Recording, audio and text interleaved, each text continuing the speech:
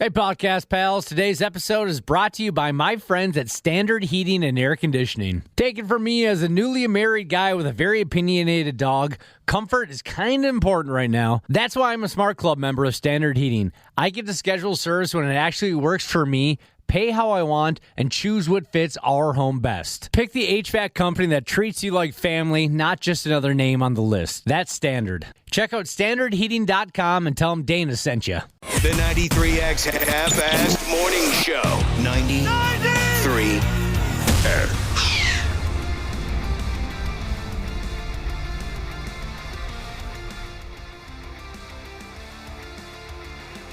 Ready to roll. Ready to roll here with the final. Got a great crowd out there. We sure do appreciate you folks hanging out with us here on the 93X Half-Assed Morning Show, the Friday broadcast. That's what this is.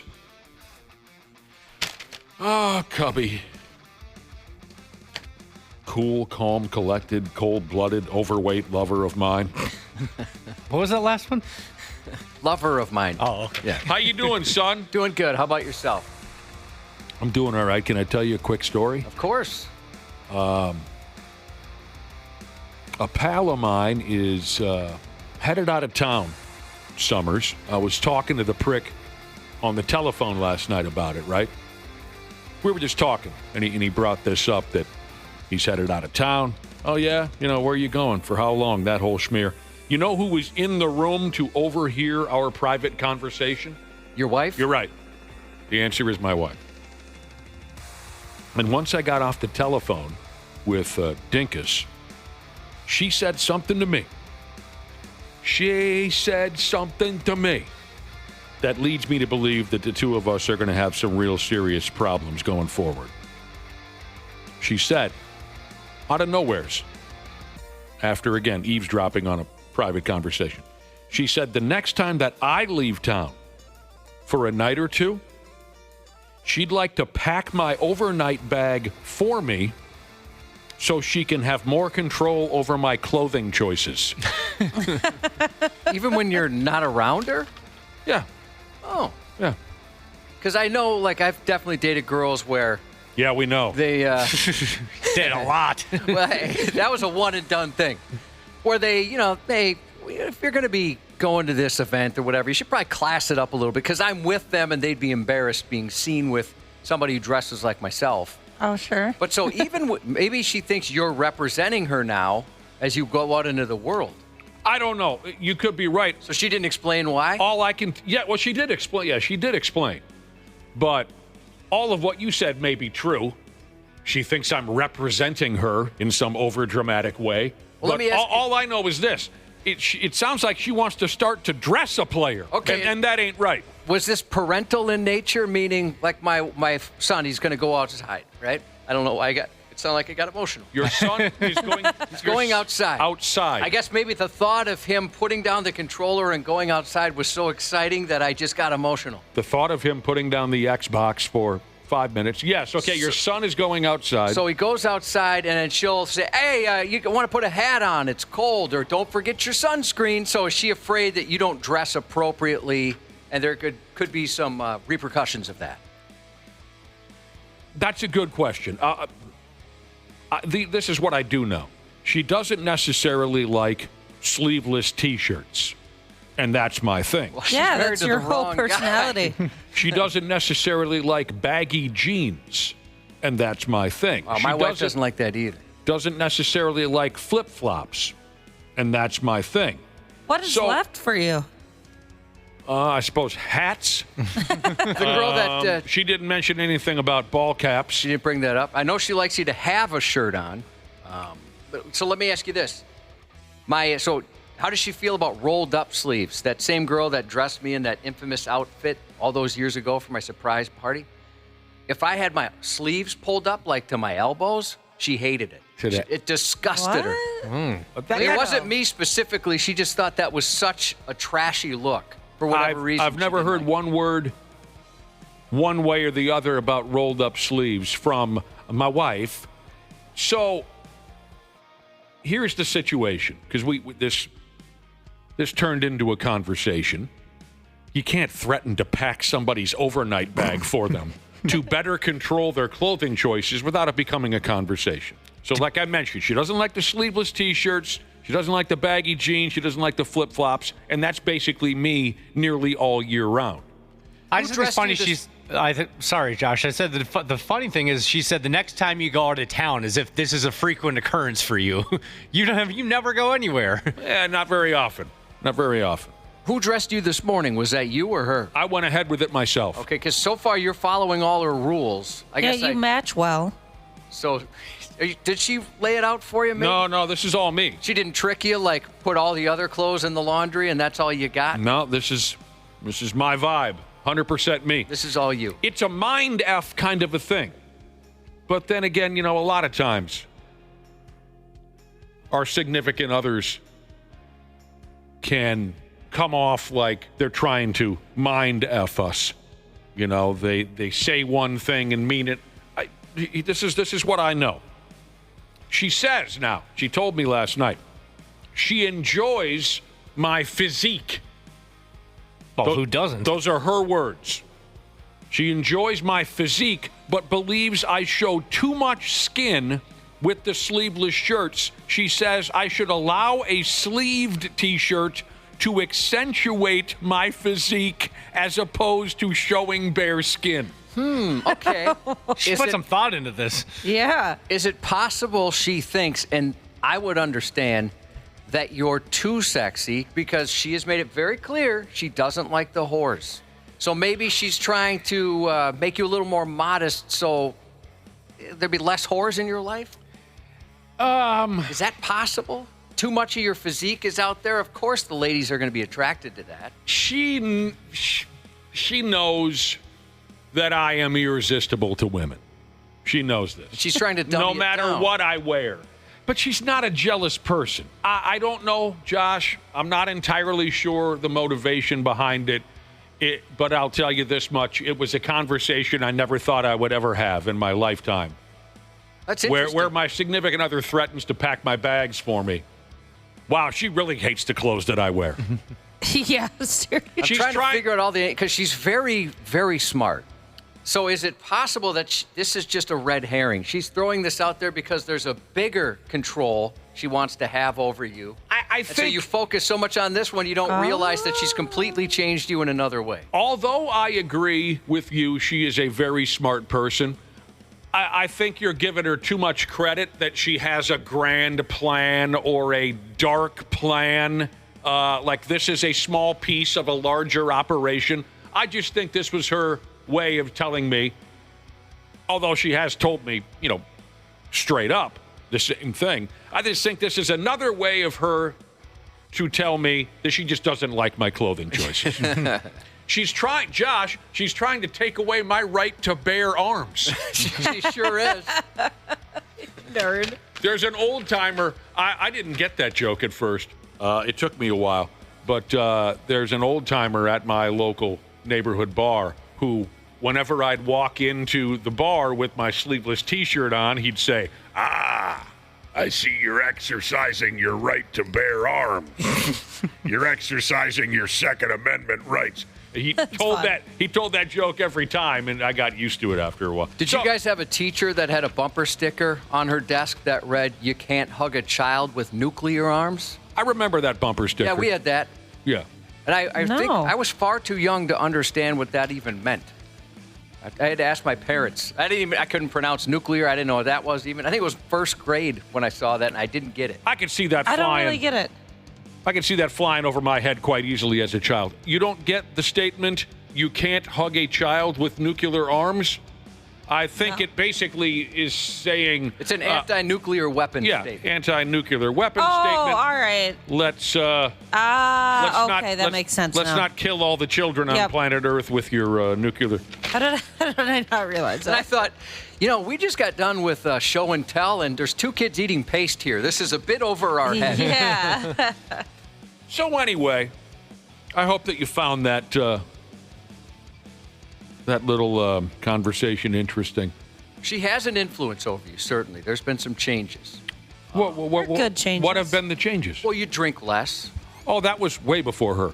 And, I would say it's been more with her. You No. watch more television programming than you ever did. I watch more television programs. Well, you'll talk about certain shows she's watching, and you'll jump in there on different for shows. 5 minutes, maybe. You're very defensive. But these changes, I mean, I'm not the only one that's noticed I'm just telling you the truth. I slowed my drinking down way before she and I got involved.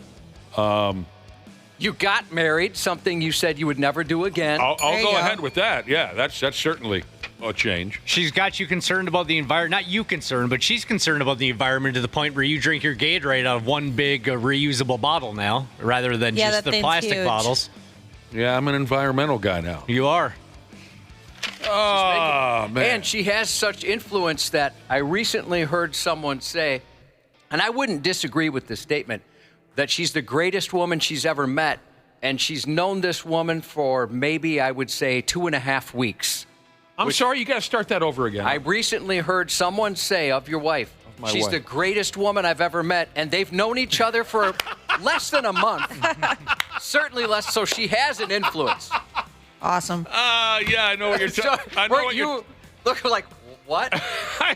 I mean, know what you're talking about. That's yeah. a person you could understand somebody saying that about. You could This is the greatest woman I've ever met in my life. And this was in front of a lot of people, and Yeah. I thought, did they wait?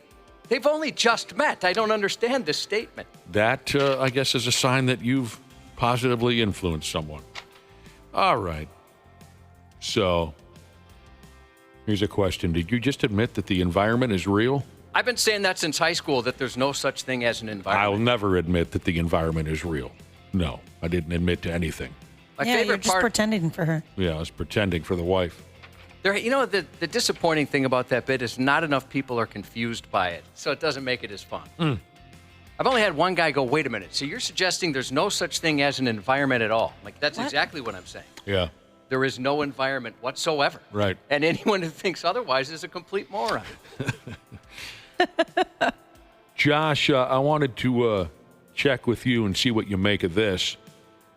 Speaking of our clothing choices, I was reading something or another here about completely legal things that will make you look 100% insane. So these are 100% legal things that will make you look 100% insane.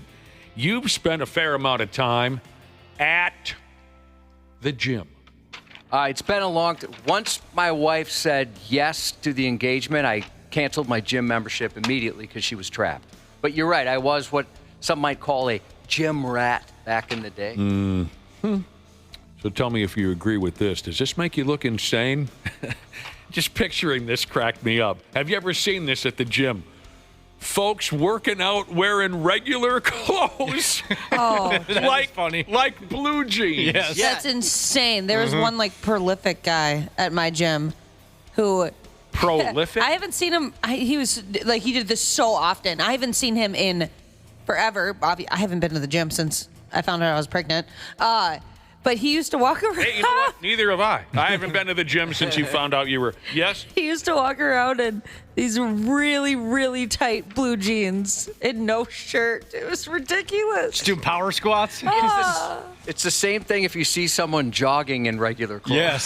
So I'm always weird. looking for the cops. Right, you think they're running from something. Are they jogging or are they late for the bus? Or, I mean, I guess you don't know. I'm talking about like at the lake. So I'm assuming they're jogging like around the lake. On a trail Yeah. and whatnot. That's troubling. Wearing regular clothes like jeans while working out. I've never seen that in person. I would like to see What about that. a jogger? You've probably seen that, haven't you? I don't think so. Oh, really? No. A jogger wearing like jeans Just and... like regular walking around clothes. No. What about swimming in a pair of jeans? Oh, weird. Never seen that. I have. And that dude was different. Oh my damn, was he different. Just yay! Jumps into the river. We're all up north fishing.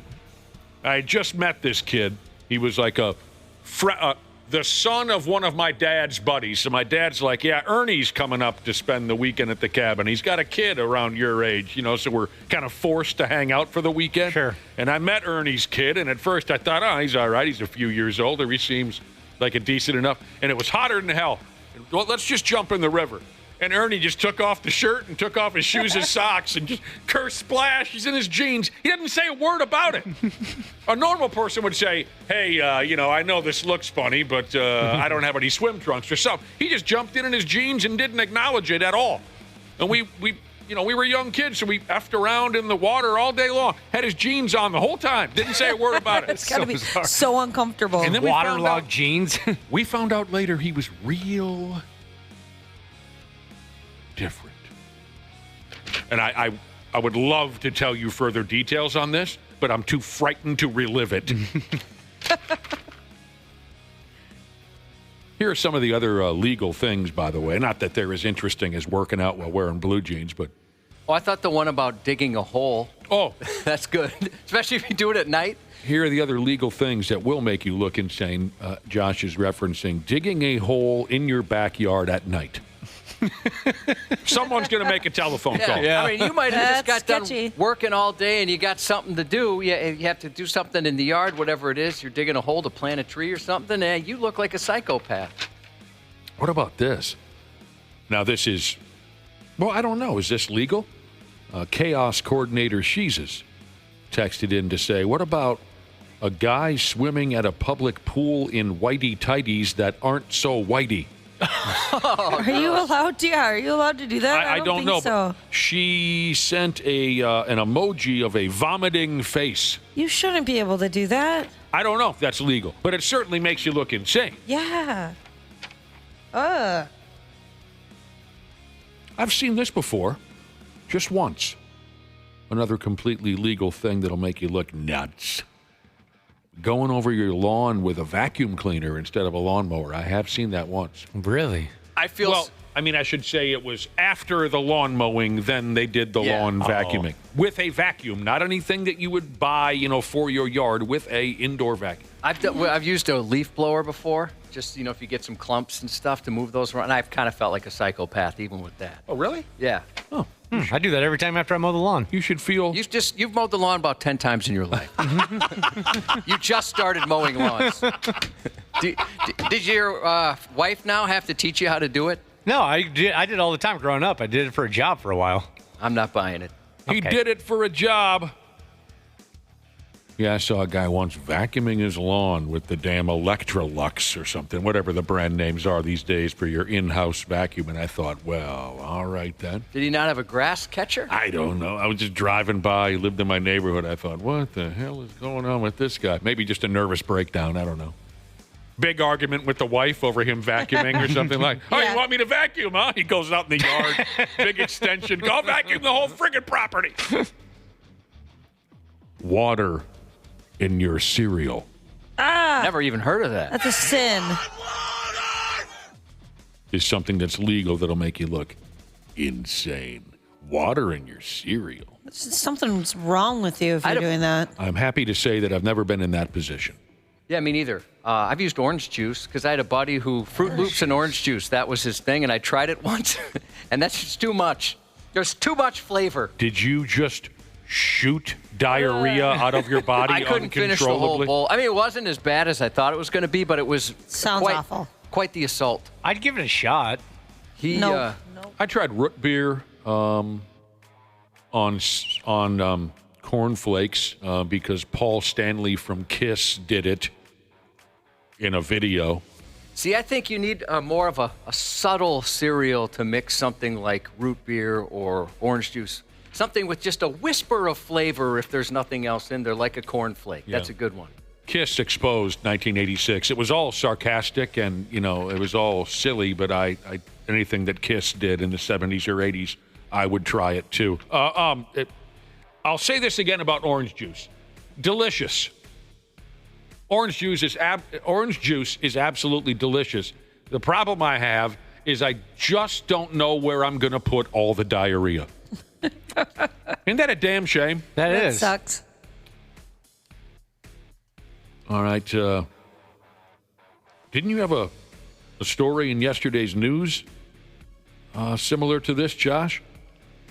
Another completely legal thing that'll make you look nuts. Wearing a ski mask when it's 90 degrees out. Yeah, that'll... There's no reason for that. No, there's no reason for that. That guy, it was a A guy who had a mask in the middle of the night in Florida, and it was 76 degrees. He's wearing a ski mask. Yeah. And he just told the cop, "Oh, I get cold." It's not suspicious at all. It has nothing to do with the fact that I'm on my way to watch my ex-girlfriend sleep through her window like I've been doing for the last 6 to 8 months. And he had a kill kit in a backpack. Yeah. This person here, thank you for the text, saw a guy snow blowing his entire lawn, not just the driveway. And I've never seen that before. Okay. Now, that will make you look crazy, but I'm going to go ahead and ask, is it possible he was setting up for an outdoor football game or some broom ball or something? Yeah, is he someplace where people might want to park and he can make some money on the weekend for a snow cross or something? That would weird me out so much. Here's another guess, and this is just completely dorky and boring, but I'm just going to, is it possible, maybe I'm going to sound nuts even bringing this up, is it possible this was at the end of winter, he has problems with water in his basement, and he wanted to get the snow as far away from his property so when it melts, it doesn't, you see what I'm saying? Yeah. Possible. I'm just trying to help the guy. Snow blowing the entire yard. Oh, maybe for his dog. That Could would make sense. But that's a lot of friggin' work. Yeah, I don't know. For a dog or for a... I mean, dogs can figure out snow, but unless it's a super, super tiny dog, Yeah. that's an interesting one. I've had a couple of I currently have a super tiny dog. So tiny. She has never encountered the outside. She remains inside 24 hours a day. But I've had other small dogs, and there was nothing more fun than when you get a foot of snow and then send that dog outside. Because at first, the dog would be like, going out, you want to go outside? And he'd say, well, yeah, of course I want to go out. And then he walks out and he sees the foot of snow, and he goes, well, what the hell am I supposed to do with this? There's like a moment. Can't see anything. He's trying to figure out, where am I supposed to take a dump? And then he just dives right into it, and then the laughs begin. Especially the fluffy snow where the dog just disappears. Oh, yeah. Yes. Strength coach Jesus has done that before, but to put in a hockey rink. Maybe he was about to put in a hockey rink. Sofa King Cool Jesus on the topic of things that are legal but make you look insane says practicing karate outside of a gas station. Yeah. I'm sure there's no law against it, but that does make you look like there's something going on. So back by the dumpster and the propane tanks doing crane kicks. Has this guy seen someone practice karate outside of a gas? It did sound oddly specific. Whoopsh, whoopsh. So scared. Dodging human turds, Jesus has a neighbor with an AstroTurf yard. I want an AstroTurf yard. Have you ever priced one out? No. I did, because I bet you did. Our dogs were, ruining the grass. There's not, we did everything we could, tried to keep up, but it just wasn't working. Talk to me. So we had asked the guy, hey, can you give us an estimate on this? He said, I'd be happy to. And he came back, and we might as well just move into a different house. Oh, that bad. Maybe it was an anomaly, but he went through like the specs and stuff. It was insane. 100,000? Thousands. It was like I think it was like, and it wasn't like our whole yard. It was just a section outside our door. Okay, what was it? It was like $3,500 or $4,000. Oh, that sounds, I thought you were going to say, but okay. But I'm talking about like a 6x6 section or something. It wasn't very big. I got excited. I thought you meant your entire yard. Okay, No. you're just a small section, Just 30. just a chunk of it. Because I'd like to do the whole friggin' property in AstroTurf or asphalt. Well, you know what we did? We just did some trap rock in that area. Trap rock. And then they just go on there and it doesn't ruin anything. I don't know what trap rock means. Just like little gray rock. Oh, I see. You covered up. Yeah. So are you suggesting that maybe I cover all of my yard with rock? That's not a bad idea. I was thinking you wanted it for the same reason as me, the dog. No. I don't have a dog that goes outside anymore. I'm talking about the whole yard. Okay, no, that's different. Asphalt, AstroTurf, rock. I want anything but grass. I mean, I hate trees. I hate grass. I'm sure crabgrass would just grow in there. Just do all weeds. But then I still want it to be somewhat presentable. And I'm not alone. I got a good buddy of mine who you know very well also, Josh, who is looking into tarring his entire property. He is. He's sick. it. He's sick of mowing. He's sick of trees. One more thing here in this report on completely legal things that will make you look like a nutcase. I guess this one goes without saying. Photographing and video recording random people in public places. Ashley, when's the last time maybe you noticed someone pointing a cellular telephone at you and you could tell they were either photographing you or videoing you? You'd be the only one out of the four of us that would be attractive to.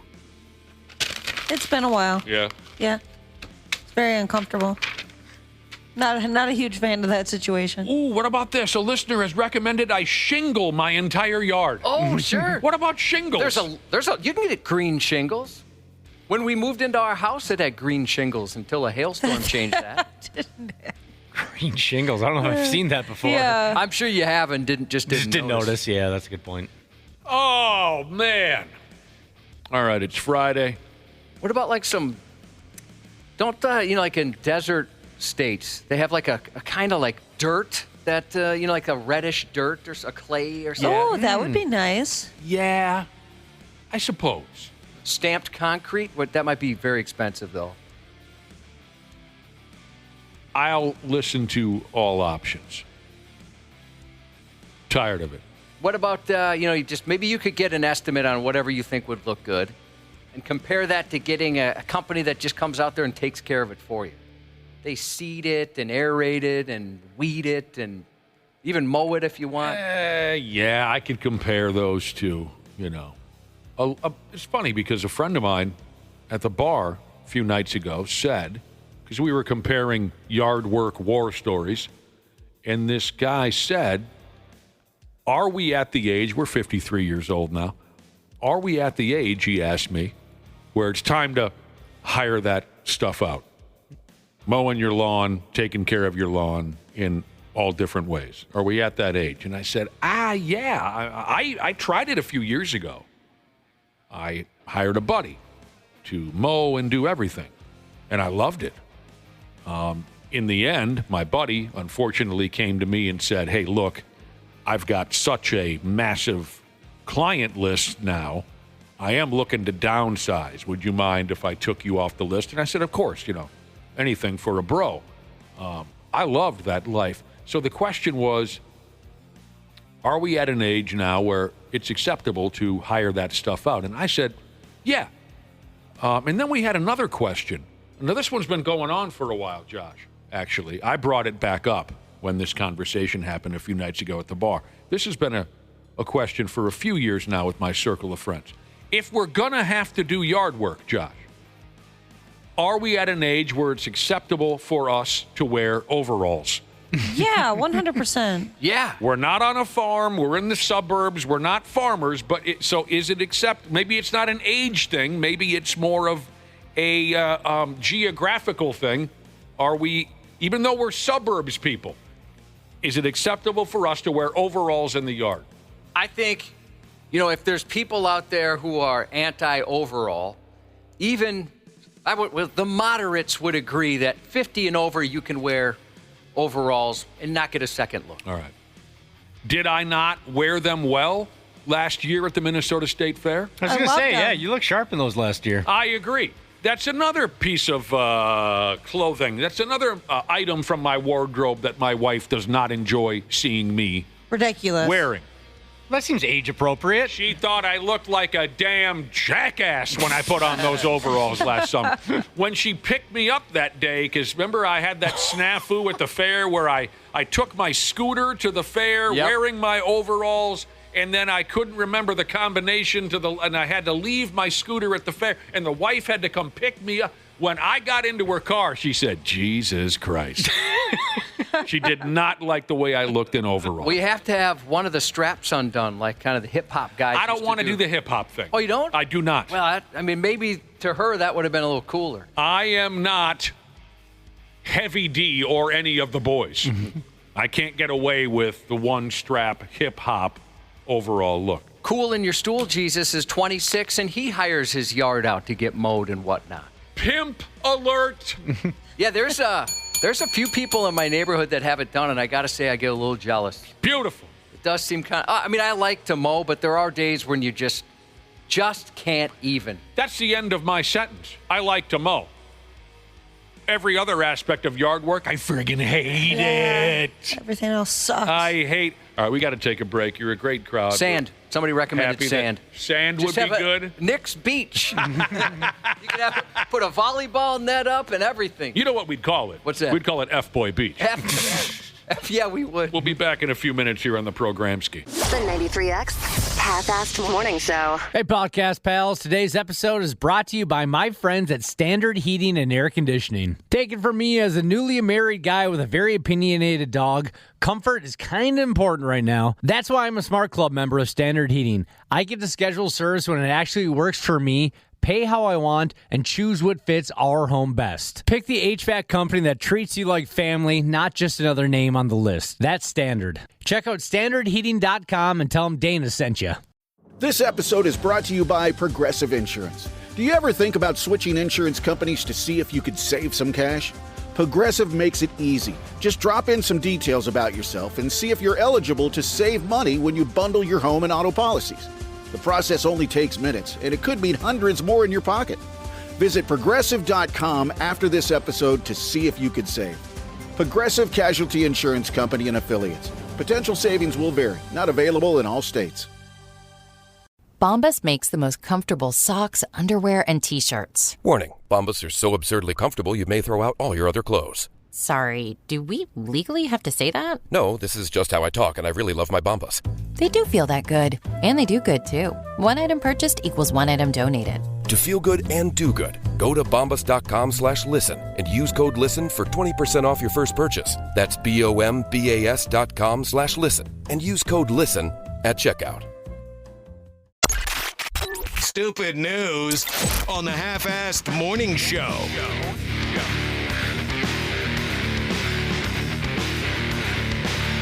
All right. I got to go back to a few things we were discussing earlier. But it's Friday, and I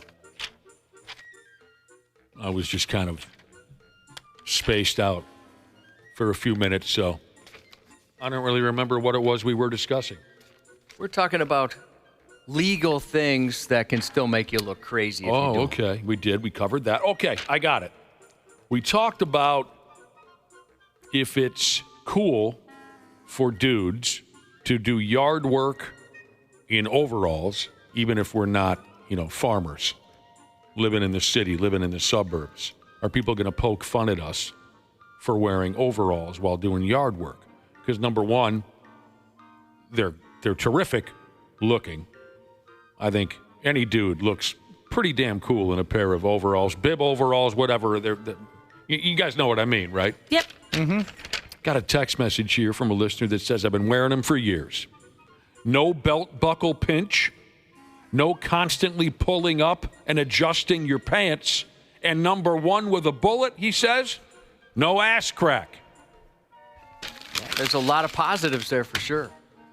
I talk about how I hate yard work. Hate it. With the exception of mowing.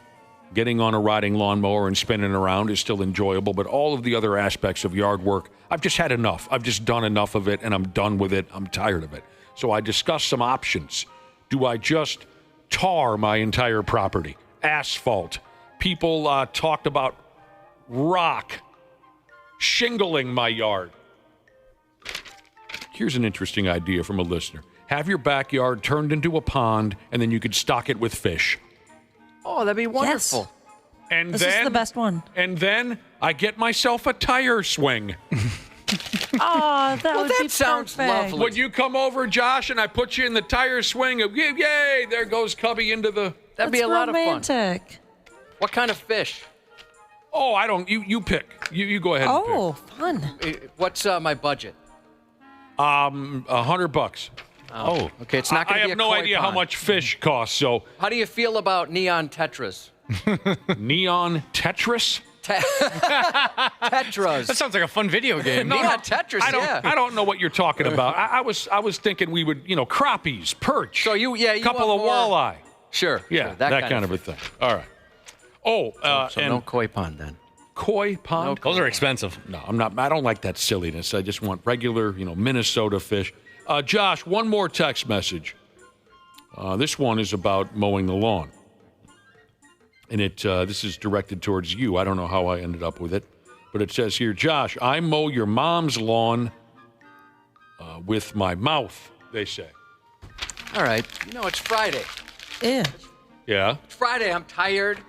My mom, you know what she's doing right now, and this is true. She's planning her outfit for church this weekend.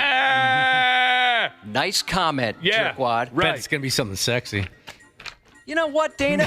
Come on. It's like a 1-2 punch. I was fighting one guy. You jumped in, and now you're kicking me when I'm... Doesn't help the situation, Dana.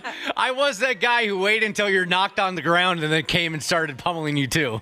Planning her outfit for church this weekend. And I bet she's also writing a check. But go ahead and make an oral sex joke about the woman. She's going to donate some money to the church. All right. Stupid news for today. This one here, we'll start off with one for you folks who are thinking about taking up hard drugs. Think of this here, stupid news story. Think of it as a lesson in what not to do. And if the story does nothing for you, you can just ask any respectable illegal drug addict, and they'll go ahead and tell you. You got to know where your dope is at all times. It's very simple. Know where your dope is at. And I believe that advice will go a long way in you living a carefree life as a drug addict. If you lose track of your dope, you end up in tough spots like this moron from down there in Texas. Losing track of his cocaine caused the dude to go to jail twice over the Memorial Day weekend. He's a 42-year-old feller called, what does he call himself? Richard Pruneda. All right. So first off, on Sunday of Memorial Day weekend, he was out Summers acting like a puke bag while drunk off his ass. Stupid ass picked up one of those DWIs. He did. His vehicle was impounded. He spent the night in the cooler. When he came to on Monday, Memorial Day, when he came to in jail, the cops cut him loose, and he went back to the motel he was living at. You know what I'm saying? Not ideal. Yeah. Later that day, fresh out of jail for a DWI, Richard, he called the sheriff's office to ask the cops over there if they'd fetch some personal items for him from his vehicle, which, like I said, was sitting at the local impound lot. The cops said, yeah, we'll go over there and grab your this and your that. Richard forgot that he had a big, fat-ass bag of booger sugar in his car. How do you forget something like that? Is it something where it's so common for him that he doesn't even think about it? Yeah. If I had drugs in my car, no matter what it was, I'd be so nervous. And maybe with him, it's just not even something he thinks about anymore. I mean, yeah. I don't know. I think that's exactly it. I used to smoke and drive all the time when I was smoking weed, and I think I smoked weed for like 7 years at least, and I never once forgot about him. Well, I never got used to it. You must be different because people forget their children. People forget their drugs. Yeah, people forget their guns. Yeah, people, that's true. I don't know. I'm with Ashley. The people I know that do drugs, they're keenly aware of where their drugs are at all times. Are they living out of a motel? That's a good point. So there's Nope, I didn't probably factor that in. Other things going on. It's kind of like when you hear stories about some guys like, well, my computer sure is a lot slower than it used to be, and I can't open my thumb drive, so they bring it to the Geek Squad. And then all of a sudden, it makes the news because they find pictures of unsuspecting men at the YMCA shower. Oh, yeah. I forgot those were on there. Yeah, there are a lot of guys that didn't know I was filming them in the shower at the YMCA. Forgetfulness. Sometimes you forget things. It doesn't matter what it is. Forgetfulness is a real thing. And have you done something like this, Ashley, a little more mild, where you hand somebody your phone to say, hey, take a look at some of these pictures, and maybe you forget there's a picture in there that you wouldn't want them to see? Or No, I try to be extra careful about that. Something like that? Because I don't use separate folders. I'm really bad at that. So I always try to be extra careful. So, and also take into consideration that Richard here was drunk off his ass the night before, okay? He may black out when he drinks. I don't think we need to explain forgetfulness any further. I mean, it's a real thing. So he tells the cops, would you go through my vehicle real quick? I need my cell phone or his cigarettes or whatever the hell he wanted. And the cop said, yeah, we'll do you that favor. They find a big-ass bag of cocaine in there. Found his bag of dope. God, you probably feel like a dope. He forgot where his dope was. So the cops went over to the garbage motel that Richard was staying at and arrested him again. He got arrested on Sunday for DWI. He got arrested on Monday for cocaines. It could be one of those things, too, where immediately after the words left his mouth, he realized what he had just done. When he told them to go over there. Oh, no, I got the cocaine in there. It could be.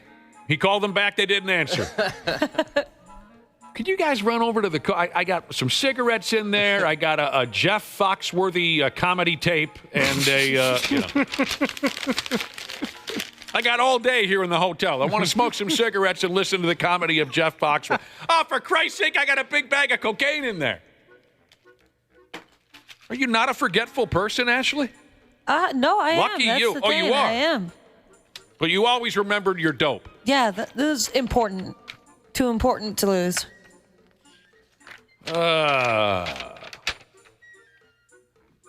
Josh once got accused at school of smoking dope, and Josh said to the principal, no, he wasn't a principal, he was like a counselor. Josh said to the counselor, that's impossible, sir. I can't be smoking dope. And the counselor said, why? And Josh said, it's in Johnson's underwear. That was when Josh starred in the movie Breakfast Club from 1985. Played the role of John Bender. He was pretty cool back then. Whatever happened to... He didn't care about rules, Mr. Bender, No, he didn't. Whatever happened to getaway cars? The local police department in Jerry Lawler's hometown of Memphis, Tennessee. The local police down there are on the lookout for two grown men on bicycles who were recently caught on camera leaving somebody's house, carrying away a stolen vanity, faucet, and countertop. They basically stole an entire bathroom and rode away with the stolen goods on bicycles. Oh, where'd my bathroom go? Oh, that's got to be hard. It did look difficult. In the video... One of the guys has it easier than the other, but... You're right. Maybe they do some contracting on the side, or... There's video of these guys getting away from the scene of the crime. One of the dudes appears to be pulling a hand cart or a dolly behind his bicycle, which I'm sure was very valuable because that stuff looks extraordinarily heavy. Yeah. Countertop, a faucet, and a vanity from somebody's bathroom. They committed their crime in broad daylight last week. The house was being renovated. Doesn't sound like anyone was there at the time. So what do you guys guess on this? They were going to turn this in for crack money or something? I mean, what? Probably. I mean, but where do you go with a vanity, with a countertop, and with a friggin' faucet? Yeah, there wasn't like any copper pipes attached or anything. No. You just sell it to somebody else? I don't know. Like who? Yeah, I don't know. You're riding around town all day on your bicycle trying to sell these items? Anyway. Yeah, I mean, it looked fine, but it didn't look super high-end or anything. No, it didn't. That's the only thing I can think of is they They just did some side work for someone and decided to steal the materials? I have no idea. It looked fairly beat up. Yeah, it did. Or it was a bit. Maybe it was a bit.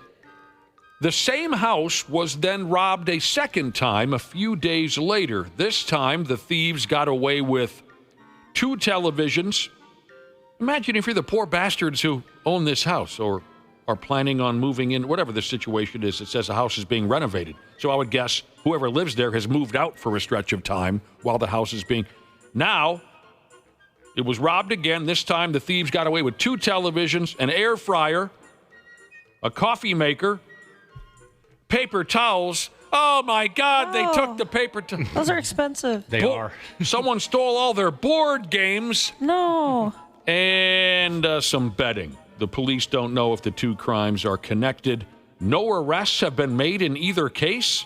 Well, the cops better get on that, or the BMX junkie bandits here are going to strip that joint down to the foundation. Yeah, they're not going to have anything left. No. I wonder if they just moved into a new place that really needed a lot of stuff, and these guys are just stocking their brand new apartment. I know a guy who I was very impressed. Young man. We were still in high school, and he started up his own lawn mowing company. And it kind of inspired me and a buddy to do the same later on. And then I realized, or I was told afterwards, he funded this company by stealing people's lawnmowers. He would bike through alleys. He'd see lawnmowers like sitting in somebody's backyard, and he stole 3 of them and started his own business. And then those people probably need somebody to mow their lawn because they don't have a lawnmower anymore. Oh, yeah, he's got some built-in clientele. Yeah. That is ballsy. Ballsy. I mean, honestly, we looked at these guys like, what entrepreneurs? It was 2 brothers. Well, these guys, they really got something going. How long did it remain a thing? It's when I went to college, they were still doing it. But I had asked them, like, hey, how did you guys even afford the mowers and stuff like that? We just stole them from alleys. What was the name of the lawn crew that your son started, Josh? Didn't it have a funny name? The Business Boys. The Business Boys. Yeah, I love this that. was several years ago. He and the neighborhood kids. One of the dads even made him a logo. The Business Boys got very little business. They didn't get much business? No. Oh, They're still boys, not businessmen. Should have been stealing lawnmowers. Yeah, I guess so. Yeah, it kind of reminds me of every once in a while we get a story of some peckerhead who will break into a house and steal their toilet. Number 1, that sounds like a lot of work. And number 2, where's my first stop after I steal a toilet? Where am I going, Josh? Do you know where I would go with that? Well, great question. I mean, maybe it's out of necessity, or you want a creative place to pot some flowers in your backyard. I don't know. I don't know. My mom used to live next to a house about a block away that had half a buried Volkswagen Beetle in their front yard. It was like some kind of a piece of art? Yeah, it was like an art thing. That's kind of cool. That aggravates the living hell out of me. I don't know why, but my day has instantly been ruined. Oh, no. Yeah. I've never seen something like that before. Half of a Volkswagen Beetle buried in the yard as some type of art. Yeah. I'd call the cops. I would. I would call the police and say, this is a neighborhood eyesore. Have it removed now. This has to be violating some sort of zoning law. Yeah. We can't park on our lawns here. Did look kind of cool. No, it didn't. Nah, it didn't. All right, this here feller. He's a regular modern-day cowboy. What band? Tesla. What year? 1986. What album? Mechanical Resonance, Track 1, Side 2. This here feller is a regular modern-day cowboy in a place called Riverside, New Jersey. A dude chased down some bad guys on horseback. It's pretty cool. Like friggin' William H. Bonney and the rest of his regulators did during the Lincoln County War of New Mexico in 1878. Reap it, Murphy, you son of a bitch. Now it's over. Dude chased down some bad guys on horseback. He goes by the name of PJ. He was visiting the town of Riverside, New Jersey, to show his friends his new horse. A horse named, I think I have this right, Shiny. Shiny the horse. So I mean, it's not that creative, but whatever. Whatever. Maybe there's a reference we don't understand. Yeah. So he's riding Shiny, big bastard, around town summers. And out of nowheres, PJ and his horse Shiny witnessed some out-of-control asshat drive his car into a parked vehicle. Crash. And then the sumbitch kept driving on out of there. Didn't stop for Dick Tracy. So PJ looks at his horse Shiny, and Shiny kind of made a face at him as if he was saying, yeah, let's go get the prick. So Shiny and PJ chased after the derelict driver, and at Shiny's top speed, they were able to get close enough to the car in question to get a license plate number, and then they relayed that back to the cops. Good for them. That must have been exciting. Good job, Shiny. We have a lady that walks her pony around town, and everybody loves seeing that thing. Oh, I'm jealous. Yeah. Next time I'll call you and tell you to hurry up and make the trip from Coon Rapids so you can see her walk that baby around town. Yeah, I like ponies because they're smaller. Is that so? I'm not a huge fan, but I've said on air before that I do not like horses because they're too big for no reason. They are large. Why do you got to be that big? I think there is a reason behind their terrifying. It's I never thought about it until you just brought it up. It's like a horse, but smaller. Yeah. So cute. Ashley, marijuana is not good for the baby. So, Shiny, the horse, and its owner, PJ, busted some bad guys by chasing them like it was the Old West. The cops even dumped a message up there on social media where they said, we'd like to thank PJ and his sidekick, Shiny, for their efforts to get us the information that ultimately solved the case. Now, later that night, in the pouring rain, when PJ and Shiny were riding out of town, PJ turned his horse back around and he said, you better bury Ned right. You better not cut up nor otherwise harm no whores, or I'll come back and kill every one of you sons of bitches.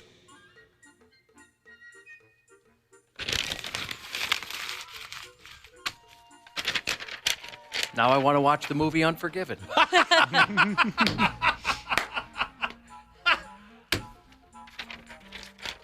Which one of you fellas owns this hole? That would be me. I bought it from Curly a few years. What's he say there? He says, oh, yeah, and then he kills the guy. Well, you cowardly son of a bitch, he just killed an unarmed man. Well, he should have armed himself. He's going to decorate his bar with my friend.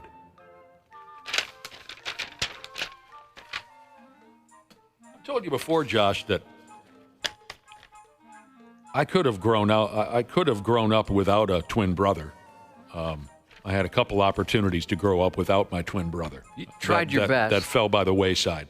One was where I threw a pickaxe at my twin brother with all the strength I could muster as a 12-year-old, and I just missed his aorta by 6-8 inches. Could have killed him on that day and yeah, but you gone didn't. on as a huh? You didn't. Well, he tried to. You're a good guy. I tried to. I failed. When we were maybe around the same age, a horse tried to kill my brother, and the horse failed as well. But it was awesome to watch, I'll tell you that. We were with my dad. You know, we made a pit stop at one of my dad's farmer buddies' houses out in the middle of nowheres. And, you know, my dad and his buddy are blowing through cans of Budweiser, and this buddy of my dad's had, you know, a full-on farm, including a couple of horses. And the guy was like, hey, do you young kids want to try this horse out, you know? He's fine. Yeah. He's tame, whatever the term may be. And I said, sure. And I got up on the sumbitch, and it was just like those boring horseback rides you go on where it's just a nice, gentle experience. My brother got up there, and that horse said, I'm going to see how high I can kick this son of a bitch right here. Oh, my God. It was complete mayhem. I don't know how my brother hung on to the sumbitch because it was like a friggin' rodeo show. This horse wanted to shoot my brother up into the treetops. Somehow he held on, and then my dad got in there, who had experience with horses, and my dad grabbed the reins. It was like, settle down, you son of a bitch. And they got the horse, but my brother, he could have died that day, too. I always request the 0 for 2. The oldest, slowest horse they've got. Yeah. That's what I would know. I don't need anybody showing off. I've never figured, when they do the galloping and whatnot, I've never figured out a way to protect your testicles. I've done what everybody said. I tried standing up high. I tried pushing myself deep into the saddle. Nothing. Have you ever figured that out? Oh, no. I mean, it's a nut buster. Oh. There's nothing you can do. How did they procreate back in the day with all the horse riding? What's the word? Evolution built a callus around the ball bag. Yeah, they had tougher balls. Real cowboys had tough balls, yeah. Cowboys do have tougher balls. Right. I have these weak, modern balls. Right. They just can't handle horseback. Oh, man. All right. What the hell happened here now? A day or two ago in effing Newark, New Jersey, a 2-year-old boy took a ride on the luggage conveyor belt thing at the airport. Hey guys, read about a 2-year-old at Newark Airport who was rescued after riding on the baggage conveyor belt from the ticketing desk to the baggage room. Even more terrifying, the toddler was their air traffic controller. That's terrible. A 2-year-old last week accessed the conveyor belt luggage system at Newark Liberty Airport and rode all the way to the checked baggage room on a lower level. Luckily, the toddler was quickly discovered and hired as an air traffic controller. That happens so often where it's the same joke on all the different late shows. Is that a knock on air traffic controllers or idiots or something? Well, it's just there have been a lot of issues. Oh, there have? Whether it's, whoever's fault it is. Those guys, they told Especially at Newark.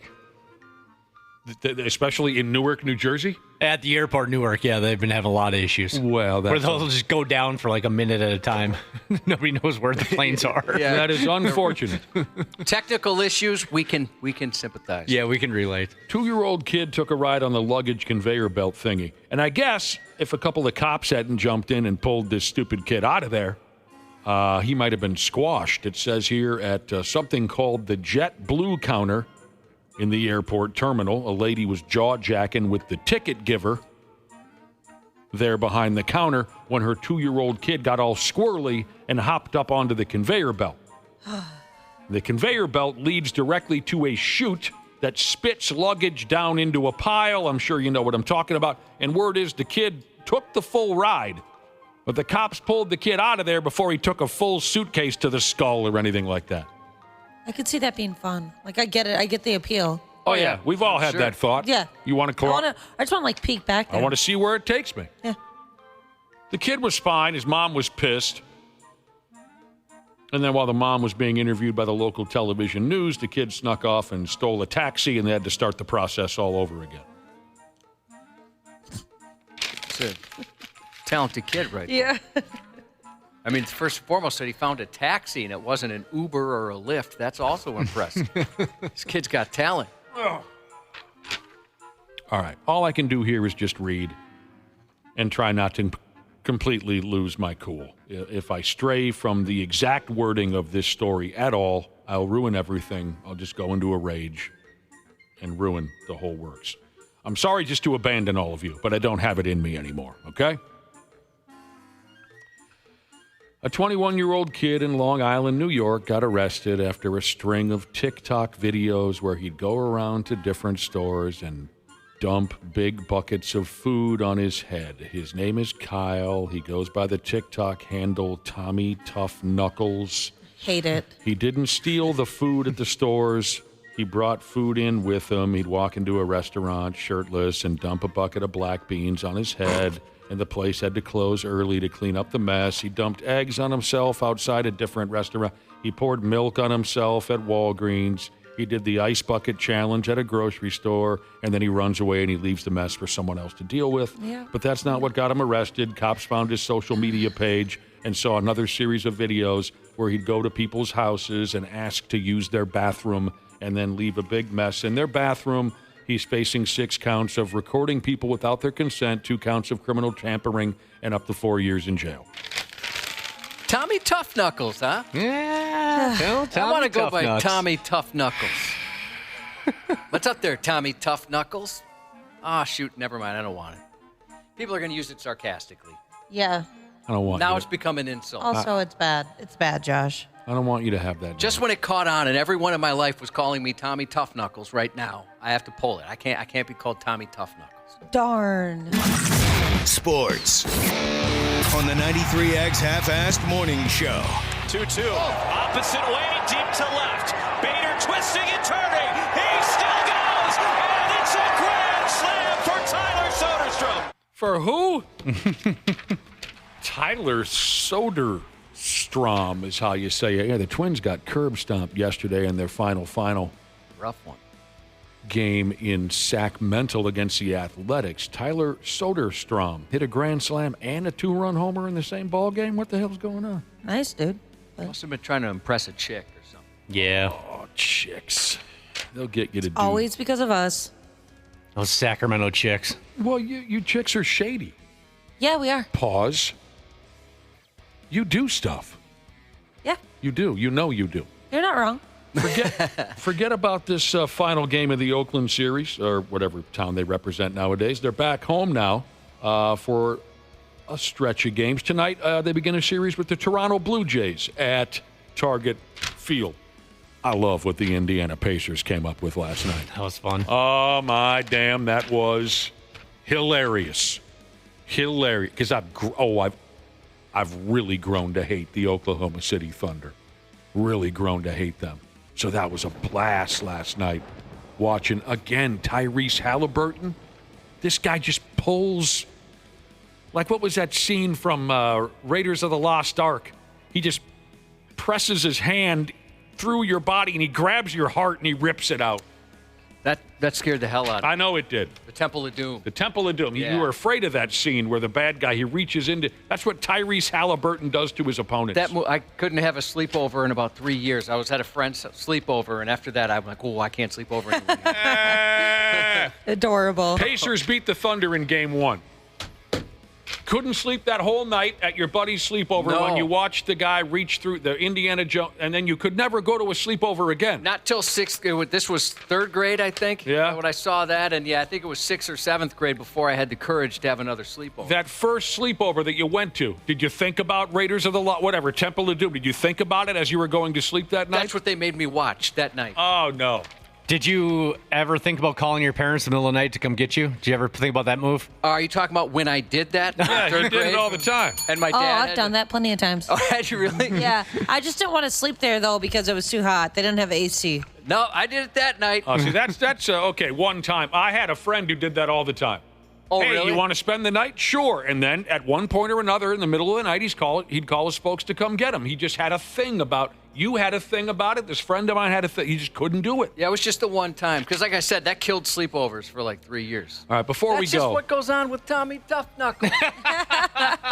With who? Tommy Tough Knuckles. That's your new character. Well, somebody suggested I go with Tommy Moose Knuckles.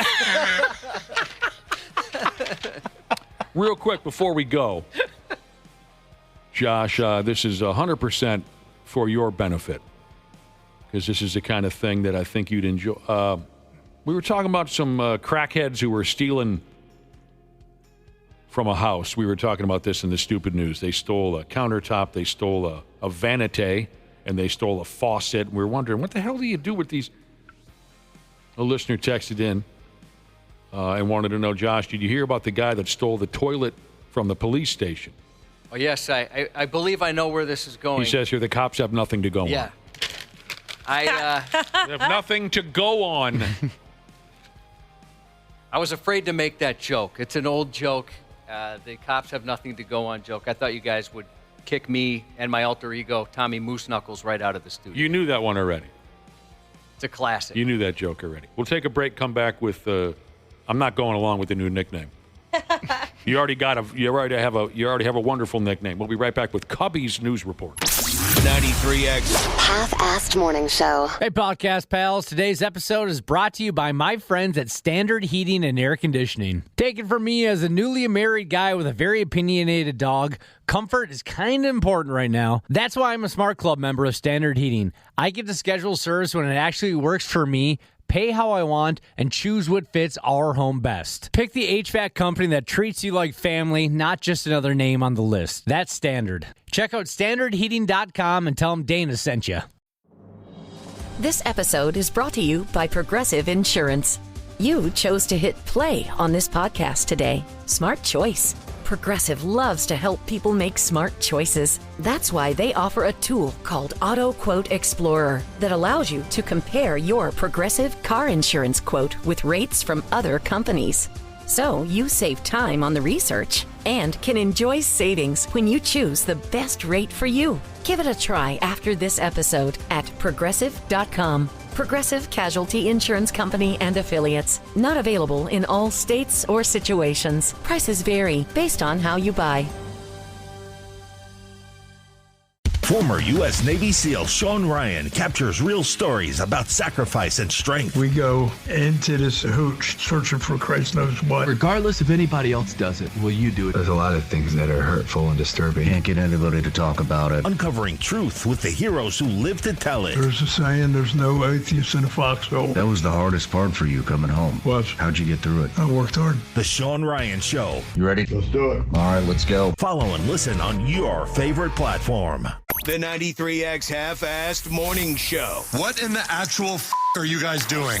On 93X. This is for a job that they're already paid for. This is the customer's decision whether to tip or not. And he can't make that decision that I am going to somebody's house to get a cash tip. He can't make that choice. Upset over what he thought was a stingy tip, a drunken DoorDash driver showed up armed and angry at a Washington home the morning after making a delivery, determined to demand more cash by flashing a gun to force a gratuity.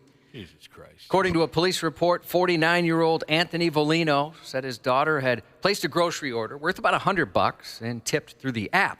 But that apparently wasn't enough for 59-year-old driver Roger Delahant. 59 years old. Around 10 a.m. the next morning, Delahant returned to the home. Volino told police the driver was loud and mouthy, demanding a larger tip, this time in cash. When Volino told him to leave the property, things escalated. The two men got into an altercation, and Delahant reached for a handgun. Volino, however, managed to wrestle the weapon away and push Delahant to the ground. When I felt the steel, my heart just sank. My heart just sank. I was like, oh, God, help me now. He tripped right here, and he tripped up against my wife's car. And as he was on the ground, I cleared the handgun. After the scuffle, Delahant drove off, but then called police himself, claiming he'd been cheated out of a tip and assaulted. This guy, what? He's obviously a very bright guy. Idiot. Officers noted he reeked of alcohol, and Delahant admitted to drinking at home before returning to the customer's house. I shouldn't have come back, he told police. He claimed he only revealed his firearm by lifting his shirt after Volino confronted him. A home security camera captured the struggle between the two men, including footage of Volino holding the gun after the confrontation. Delahant was arrested and charged with assault, harassment, and DUI. His blood alcohol about twice the legal limit. As for his job, the company delivered a hot serving of justice as Delahant's DoorDash delivery days are done. Yeah, you can't just, go to the customer's house and start shooting. So long, bag. I mean, come on. I mean, if somebody were to pay the guy the tip, let's say, for example, hey, if I give you, $15. $15 you're giving me. If I give you $15, would you do me a favor? Would you get drunk, drive to a person's house, threaten them with a gun? I don't think he'd take that money. No. Didn't think that one through. A tale of tempers and toppings took a tragic turn following a dispute over mayo, which led an employee to shoot a customer outside a fast food joint in Florida. The Osceola County Sheriff's Office responded just before 10 p.m. Wednesday, the 21st of May, to a Checkers location in Kissimmee following reports of a shooting. According to witnesses, 40-year-old Wesley Robertson had been arguing with a female employee about his order, repeatedly asking to speak with a manager. One witness said the dispute wasn't about a botched burger, rather, specifically, missing mayo. While Robertson stood at the window continuing his complaints about mayo packets, 23-year-old employee Elijah Mackey came out packing a pistol. Witnesses said the argument escalated when Robertson allegedly, pardon me for this language, called Mackey a pussy. and a bitch. Oh, no. Oh, too far. Mackey responded, "Oh, I'm a pussy?" Then pulled out a gun and shot Robertson in the chest. Can you imagine? You're just like, oh, let's go to Checkers. I want, a hamburger meal or whatever it is. Huh? And next thing you know, you're gone. I mean, how does that happen? It'd be great if she ran down the entire menu. I know, it's when she kept going. Did she get shot? No, she's all right. What's wrong with her? She's in shock, I think. Is she in shock? No, I mean, you're getting like curly fries or like tater tots. Maybe a root beer. Ice cream product of some sort, apples, orange juice.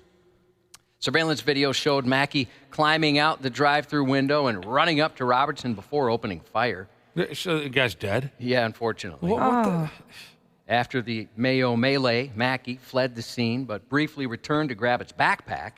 Police later found him hiding under a stairwell at a nearby motel. All right, cool. You're gone too. That's it. See you later. An investigation. Have a nice rest of your life. An investigation is underway after a drunk driver crashed their vehicle into a home in West St. Paul early yesterday morning. According to the State Patrol, the trooper spotted a speeding vehicle about 1:35 a.m. near 94 and 35E and tried to pull her over. But instead of stopping, the 31-year-old woman from St. Paul took off, and the trooper decided to end that pursuit for safety reasons. That didn't stop the driver, though. A State Patrol helicopter tracked the vehicle from above and saw it continuing to drive recklessly, even with no officers chasing her. Eventually, the driver slammed into a parked car and then into a house. Thankfully, no one was inside the home at that time. Then, straight up 55 in Greenfield, Minnesota, 2 people were hurt Wednesday after a woman drove into a tree, a Dollar Tree, around 5:20 p.m. Wednesday. An older woman behind the wheel crashed into the front of the store, injuring herself and one person inside. The Hennepin County Sheriff says EMS checked on the elderly driver and someone inside the store who had minor injuries, but no one had to be taken to the hospital. The Sheriff's Office is now investigating. While no official estimates have been released in the Dollar Tree crash, it's expected to be dollar in damages. Oh, my God. Imagine that, Josh. You go into the Dollar Tree to get, some soup or some Ziploc bags or some matches or some bologna or some... You go. Or some discontinued Monster Energy drinks. And I know they have that because that's where I get my discontinued Monster Energy drinks. Really? And then a car crashes into... Imagine that. Yeah. I mean, that car could have crashed right into some napkins or maybe some mac and cheese or some plastic forks. Birthday decorations. Yeah, like things like balloons, right. streamer. Yes. Here's a random fact about car crashes or other accidents. If people only died from things like accidents, car crashes, falls, that kind of stuff, not from aging or disease, the average human lifespan would be about 8,938 years. And if you're really not accident prone, you could live into your 40,000s, hopefully witnessing at least one Vikings, Wild, or Wolves championship in your long lifetime. If you live into your 40,000s, there's got to be at least one of those, right? You got a pretty good chance. They'll get it done. I have to say I'm completely confused. If you only died from an accident, that would be the average lifespan of a person. I'm still not able to follow this. If you didn't die from the things that normally kill people, illness, heart attack. If you only died from accidents, we could live to be Okay, now my mind is blown now that I understand. Yeah, that's absolutely nuts. That's a fun fact. A Virginia family says Metallica literally saved their lives. And it's nothing short of a Metallica miracle. May 6th, just one day before they were set to see the band live, a 14-year-old and her parents, David and Kristen McKee, decided to call it an early night. They usually stay up late in their living room to watch some TV. Yeah. But that night, they hit the hay earlier than usual because they wanted to be rested for the Metallica show, a decision that saved their lives. Just a few hours later, a pickup truck crashed straight into a living room where they'd usually be sitting. But this time, thanks to James, Lars, and with James and Lars' permission, Kirk and Robert, to a lesser extent. The family were all safely tucked in elsewhere. We were so fortunate that night my daughter could have walked down that hallway and found us in the rubble. Uh-oh. And I thank God every day and Metallica for saving us, because that's exactly what did it. She's adorable. And Metallica, come on, Metallica, give me some free tickets somewhere, please. The family's near miss due to Metallica is especially coincidental, considering the band had just announced a new documentary titled Metallica Saved My Life, which delves into the profound impact of Metallica's music on their fans. Okay, this is a setup to sell that video. Could be. Yeah, who knows? This week's spotlight from our notable new releases post on 93x.com is the latest from Volbeat, God of Angels Trust. The Danish rock band's 9th studio album has some mixed reviews, while Blabbermouth.net hails God of Angels Trust as Volbeat's most aggressively metallic record to date. Louder.com offers a more tempered view, describing God of Angels Trust as a good album that sometimes reaches greatness, but ultimately remains another Volbeat album. 93x.com has a lot more of the latest music and releases than our weekly notable new releases post, and you can also find our playlist on Spotify. Now in theaters, from the world of John Wick, revenge is a family affair in Ballerina. The highly anticipated John Wick spinoff. After the death of her father, a deadly assassin sets out on a relentless mission for vengeance. Also in theaters this week, Al Pacino stars in something a little Al Pacilling, The Ritual.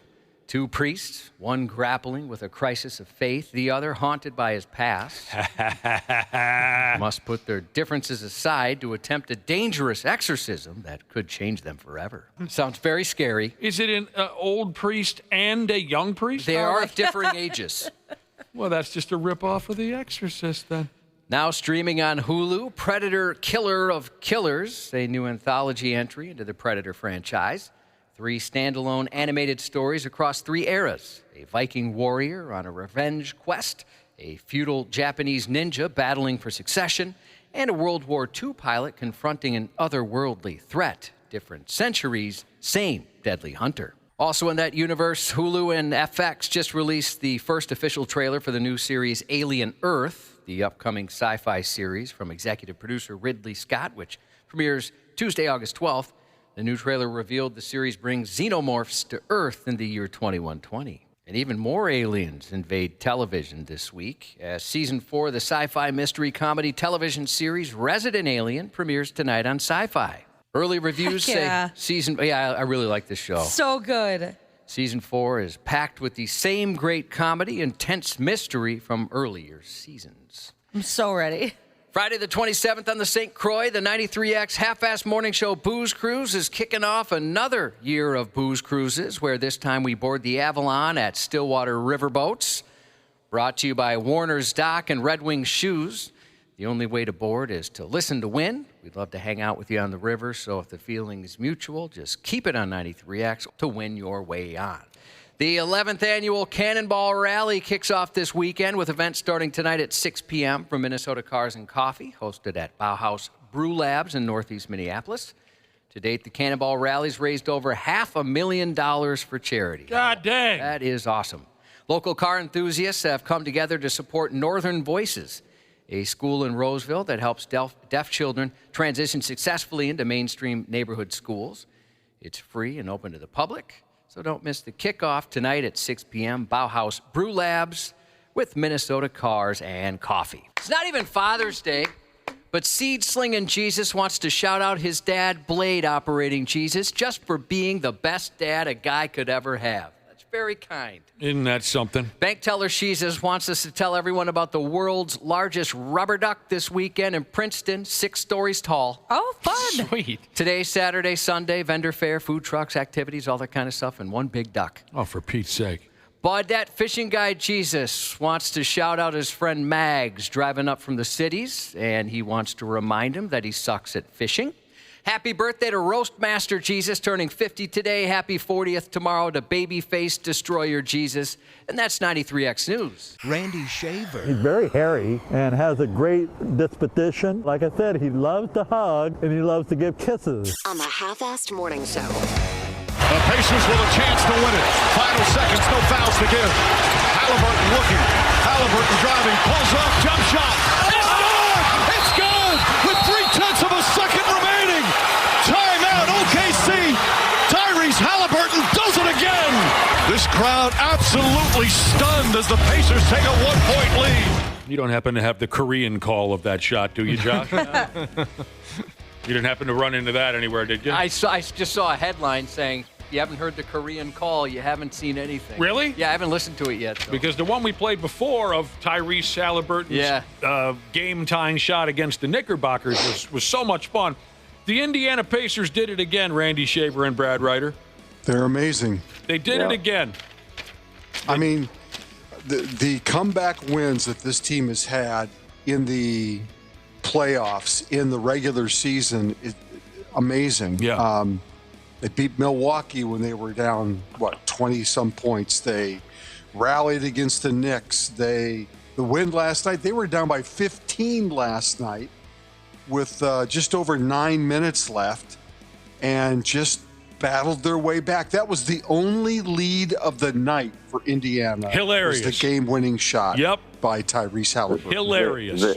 They are really, I mean, you look at the box score too a little bit, they're such a balanced, complete team, and they've been that way not only all year, but during the playoffs too. I think they had 6 guys in double figures. That's almost unheard of in an NBA game today, and they can go to their bench, and, Halliburton obviously made the big shot, but he only had 14, points. He wasn't even their leading scorer. So, they're just they're really... And they're well coached. I mean, Rick Carlisle's won a championship with Dallas. He knows what he's doing, and they look like they just are unfazed by anything right now. It's just a team that has peaked at the right time. Yeah. They had a regular season that was good, but not great. Wasn't earth-shattering, but they just peaked at the right time. And I think I've said this before, and I'll say it again. These two teams, the formula that they have in winning is, and they're a little bit different because you're right, Brad. Indiana's a little bit more spread out and everybody contributes. OKC really depends on Shai Gilgeous to get them going. And then Jalen Williams kind of fills in. Chet Holmgren had a mediocre night last night, did not shoot the ball well.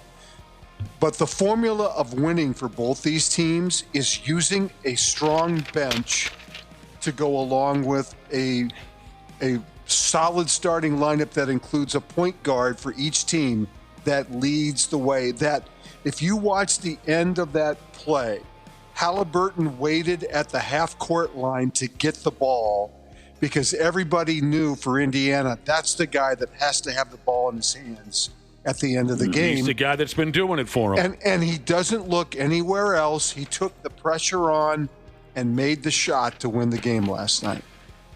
They've been doing it throughout the playoff. Just when it looks like they've lost a basketball game, they rip somebody guts out through their ass, and then the eyes fall out. Yeah. Indiana wins by 1 point last night in What game a big 1. win, too. And huge. And you mentioned their head coach, Rick Carlisle. By damn, does he look like Jim Carrey's character from Me, Myself, and Irene. Every time I see Rick Carlisle, I think about when I watched Me, Myself, and Irene. That was a funny move. That was. That was just beautiful. Because I've grown to truly hate the Oklahoma City Thunders. I mentioned this earlier. I hate their players. I hate the coach. I hate their fans. Oh, that was fun. Did you see there were a few Indiana Pacers fans in the audience last night? Josh, you saw the video of the one guy who just was coming uncorked? Yeah. That guy there's one dude, kind of a chubby, middle-aged white dude with his Pacers jersey on in this sea of white T-shirts. And he turned his phone upon himself, took a video of his reaction when Halliburton hit that shot. And you got to see it. I can't really explain it, but the guy was just hilarious, screaming his nuts off. How much fun would that be to be in the opposing team's building? Yeah. So much fun. And be able to react and celebrate like that. It depends upon what city you're in, I think. I mean, I think you're going to feel safe in Oklahoma City, but there's some places. I wouldn't do that in safe. There are certain towns where you might be a little nervous because the folks are squirt. Josh got a little too loose once in Oklahoma City. Hooking up with hoes out there. So many. God, Cubby loves hoes. The Indiana Pacers turned the basketball over 25 times. As you mentioned already, they trailed by 15 points in the fourth quarter against a team with the best home record in the NBA and still won the ballgame. Yeah. Well, they turned the ball over, I think, 19 times in the first half. Yeah. So they tightened it up in the second half for sure, obviously. They just were never completely out of the game despite turning the ball over 19 times in the first half. Medical device Jesus is trying to start trouble. Dort and Caruso are allowed to play like an NHL grind line. But if you breathe on FTA, he shatters into 4,000 pieces on the floor and shoots free throws. Oklahoma City is not a real basketball team, he says. Oh. He only shot 8 free throws last night. You shot 8 free throws last night. Yeah. Brad, are you calling us from the sex cabin? Is jacking off. No, I'm not. I'm not there A yet. listener wanted to know if you were at the sex cabin. No, I'm not there yet. Are you headed up there? I'm not there. Maybe later today. All right, cool. He doesn't deny that it's a sex cabin. Well, no, I just, you know what it is? up. I just, you know what, I He's just, resigned himself to I've the given fact. up because if I try to dispute it, it's just going to become an even greater conversation, which I'm not willing to. I know how it goes. Yeah, he's just given up. Brad's just given up. Yeah. He's like, yeah, I'm at the sex cabin. If it's not mentioned, then maybe it won't come up. Yeah, we're currently having sex. Yes, we are. Yes. Yes, I am jacking off. Yes, can I hear am a the- sex ed teacher. Hear the resignation in his voice. Just defeated. You can tell a guy that has kids, like, all right, it's just not worth the fight. Sure, it's a sex cabin, whatever. Go ahead, have ice cream for breakfast. I don't care. Yeah. He's building a sex cabin guest house.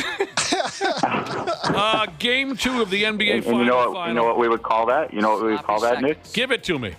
The Love Shack. The Love Shack. That's weak. There you go. I like Josh's idea. You'd call it, what would you call it, Josh? Sloppy seconds. Sloppy seconds.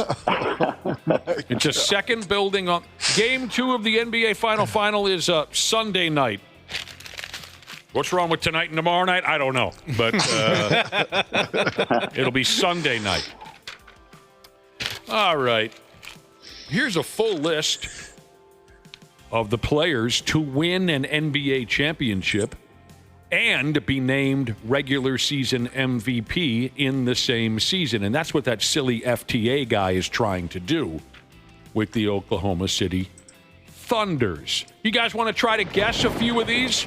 Players who won the regular season MVP and the NBA title in the same season. Some of them are very easy, of course. Oh, Michael Jordan. Okay, Michael Jordan did it in 91, 92, 96, and 98, where he was the MVP. Magic Johnson, maybe? Magic Johnson did it in 87. Stupid-ass, overrated Stephon Curry did it in 20 and 15. But Larry Bird, probably. Larry Bird in 84 and 86. You guys are doing very well. Kareem's got to be on that list. Kareem Abdul-Jabbar did it in 71 and Bill 80. Russell has to be on that list. Bill Russell only did it in 61, 62, 63, and 65. Slacker. How about Hakeem Olajuwon? My hero. Yeah. The greatest basketball player to ever live. Hakeem Shaq. Olajuwon How did about it in Shaq? 1994. Shaquille O'Neal did it in the year 2000. In the year 2000. Well, let's see. The Spurs won a lot of titles, so how about Tim Duncan? 2003, Timmy. Kobe? Timmy. No! No. Kobe is not a correct. Did I Did say we say Jabbar? LeBron? No one said LeBron, 2012, 2013. Did we say Jabbar? Abdul-Jabbar? Yes, 71 and 80. Okay. You are only missing one. Let's see here, two. Well, how about Wilt Chamberlain? Because the Sixers won when he was on that team in, I don't know, mid-'60s sometime. Wilt Chamberlain was before he went to the Lakers. Yeah. He was the regular season MVP and won the title in 1960. He averaged like 100 rebounds a game. And yes. Yeah. All right. All-time great, old-timey Boston Celtic is my hint to you. 1957. Bob Cousy. Bob Cousy. Yeah. Dramatic return. Willis Reed. Yeah. The last one on the list. You guys are both very, very familiar with this player. But it's understandable that he might slip your mind. He won the regular season MVP and the world title on one of my favorite all-time basketball teams. It was 1983. Moses Malone. Malone. Sixers. Yep. Moses Malone. Or was he with? Yeah, he was with. He was with the Sixers. Yes. They beat the Lakers that year. Yes. Moses Malone.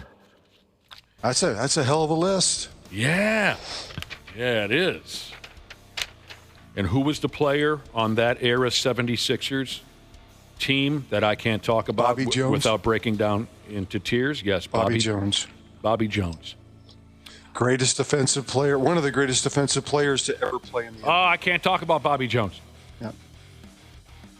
5 Minnesota Timberwolves, five current Minnesota Timberwolves made the cut on something called the Ringers list of the top 100 players in the NBA today. 5 Timberwolves made that top 100 players list. Was Ant on there? No. No. Interesting. I'd be A1 from day one. Anthony Edwards was rated the 6th best player in the entire National Basketball Association. Okay. He trails only Nikola Jokic, FTA, the Greek Freak, stupid Luka Doncic, and stupid Stephon Curry. That's the only players that he trails on the list of the greatest. Julius Randle comes in at number 52. Rudy Gobert's the 55th best player in the NBA. Yeah, I mean, he does one thing. Team. He does a couple things really well. Yeah. He can't dribble any better than a 9th grader. He can't handle the basketball. No. Jaden McDaniels, 66. See, now, I would put Jaden McDaniels ahead of Gobert. Oh, I would on too. That list. Oh, I would too. I really would. Oh, I think anybody in their right mind would. And then Naz Reid, the 77th best player, if that means anything to you. Yeah. So there you friggin' go. And then, you know what else happened? I think it was 2 nights ago. Me and my wife were covering some NBA stuff. You know, she gets on the cell phone and says, ooh, look at this rumor about this player and look at this rumor about this trade possibility. She found a list of free agents that the Timberwolves, according to this website, she found a list of free agents that the Timberwolves should consider before next basketball season. And you know who was on that list? The friggin' Cone! Oh, no. Here's a cone. Oh, that would be so fun. Do Here's not. a cone. Don't bring a cone to play on my favorite basketball team. Here's a cone. You guys don't want to see the Cone, do you? Chris Paul? Just to see your reaction, I do. We spent a lot of money on this drop. Here's a cone. So we could get some more money. I mean, if you have that means Mike Conley's not coming back because they're the same player. Right. They're a veteran point guard. I love Mike Conley very much. I would rather have Mike Conley. But let's say Mike says, today I'm going to retire. Let's say Mike retires. Yeah. You don't still want to see the Cone, do you? He wants to see the Cone. Here's a cone. I would say no. Okay, no, I would thank say God. No. You don't want to see that. I couldn't believe it when she told me that. She said, Well, I think a lot of who they go after, or if they have money to go after, anybody's going to depend on Julius Randle. I think, if I'm not mistaken, I think it's his option whether he picks up it is his $30 option. Yeah, he's got a $31 million option. Right. If he picks it up, that leaves him with very, very little cap space. Well, I mean, Naz Reid is a free agent, and Nickeil Alexander-Walker. I think he's got a player option too, but it's for a lot less than he's going to make. I think so. I'm not sure he does. I thought I saw that he did, but regardless, he's going to make more money if he doesn't pick up that option. So he'd be a fool to pick it up. If the Cone is pulling a Timberwolves jersey over his head this fall, I'm going to be inconsolable. Would you make your own jersey that said the Cone on the back? Yes, I would. Yes, I would. The Cone? I would wear a cone on my head. I would make a cone head. That'd be kind of fun, though. The cone head. Now I want it to happen. And I'd say, get out of my town. Bring back Patrick Beverly. God. friggin' okay. This is a long ways off, but I mean, go in whatever direction you like. It's not going to affect our lives for many months. But that NBA commissioner, Dave Silverado, what the hell's his name again? Adam Silver has confirmed that there will be a Team USA versus the world type gimmick for next year's NBA All-Star Game. They liked what they saw so much from the National Hockey League when they did the 4 food groups that they're going to do some kind of USA versus the world, and so you'll have this guy from the States against that guy from Slovakia. Yeah, and it'll probably go nowhere. Mm-hmm. I don't know if that's going to be any better. No, it likely won't. Yeah. Not Josh, Brad Ryder. Yeah. A question from Shotgun Messiah Jesus. For you, do you also hand out grades at the sex cabin? Also, Brad, is the sex cabin on Airbnb? Could somebody rent it if they wanted to? It's Air S&M. You know what? That's actually a really good idea. I should put it on Airbnb. I'll rent your cabin. Yeah. Bring For your the weekends I'm not there, that's a great idea. Bring your own rubber sheets. What's your cleaning fee, Brad, on your Airbnb listing? It would be pretty high if it's advertised as that. Game 2 tonight of the Stanley Cup final. Am I correct about that? I actually didn't look at the paper. Is it Game 2 tonight? Yeah, I think so. Someone help me out. It's got to be either tonight or tomorrow night because I don't. No, it's tonight. Tonight. 7 o'clock tonight. Live from Alberta. Yeah. Oilers leading the series 1-0 over the defending champion, Florida Panthers. Now, you guys got to give me a lot of help on this. It says here the Edmonton Oilers and their fans are obsessed with a song. The song is called Pink Pony Club. Oh, my God. My granddaughter loves that It's song. so damn catchy. And it's never heard it. It's called Pink Pony Club. It's by someone called Chapel Roan. You know that one, Josh? You know? Yeah. Oh, my gosh. Banger. My daughter had told me about her. Okay. So all hockey season, the team has been rocking this Pink Pony Club song in the rink after they get a win. After they won Game 1 of the Stanley Cup final, they cranked it. The entire crowd was singing it together. Oilers players will not explain why this is their song or how it became their song. People are saying that's an all-male strip club. The Pink Pony Club. Whatever that defenseman's name is, he said we're keeping that within the hockey club. When someone asked him, what's the background, they won't talk about it.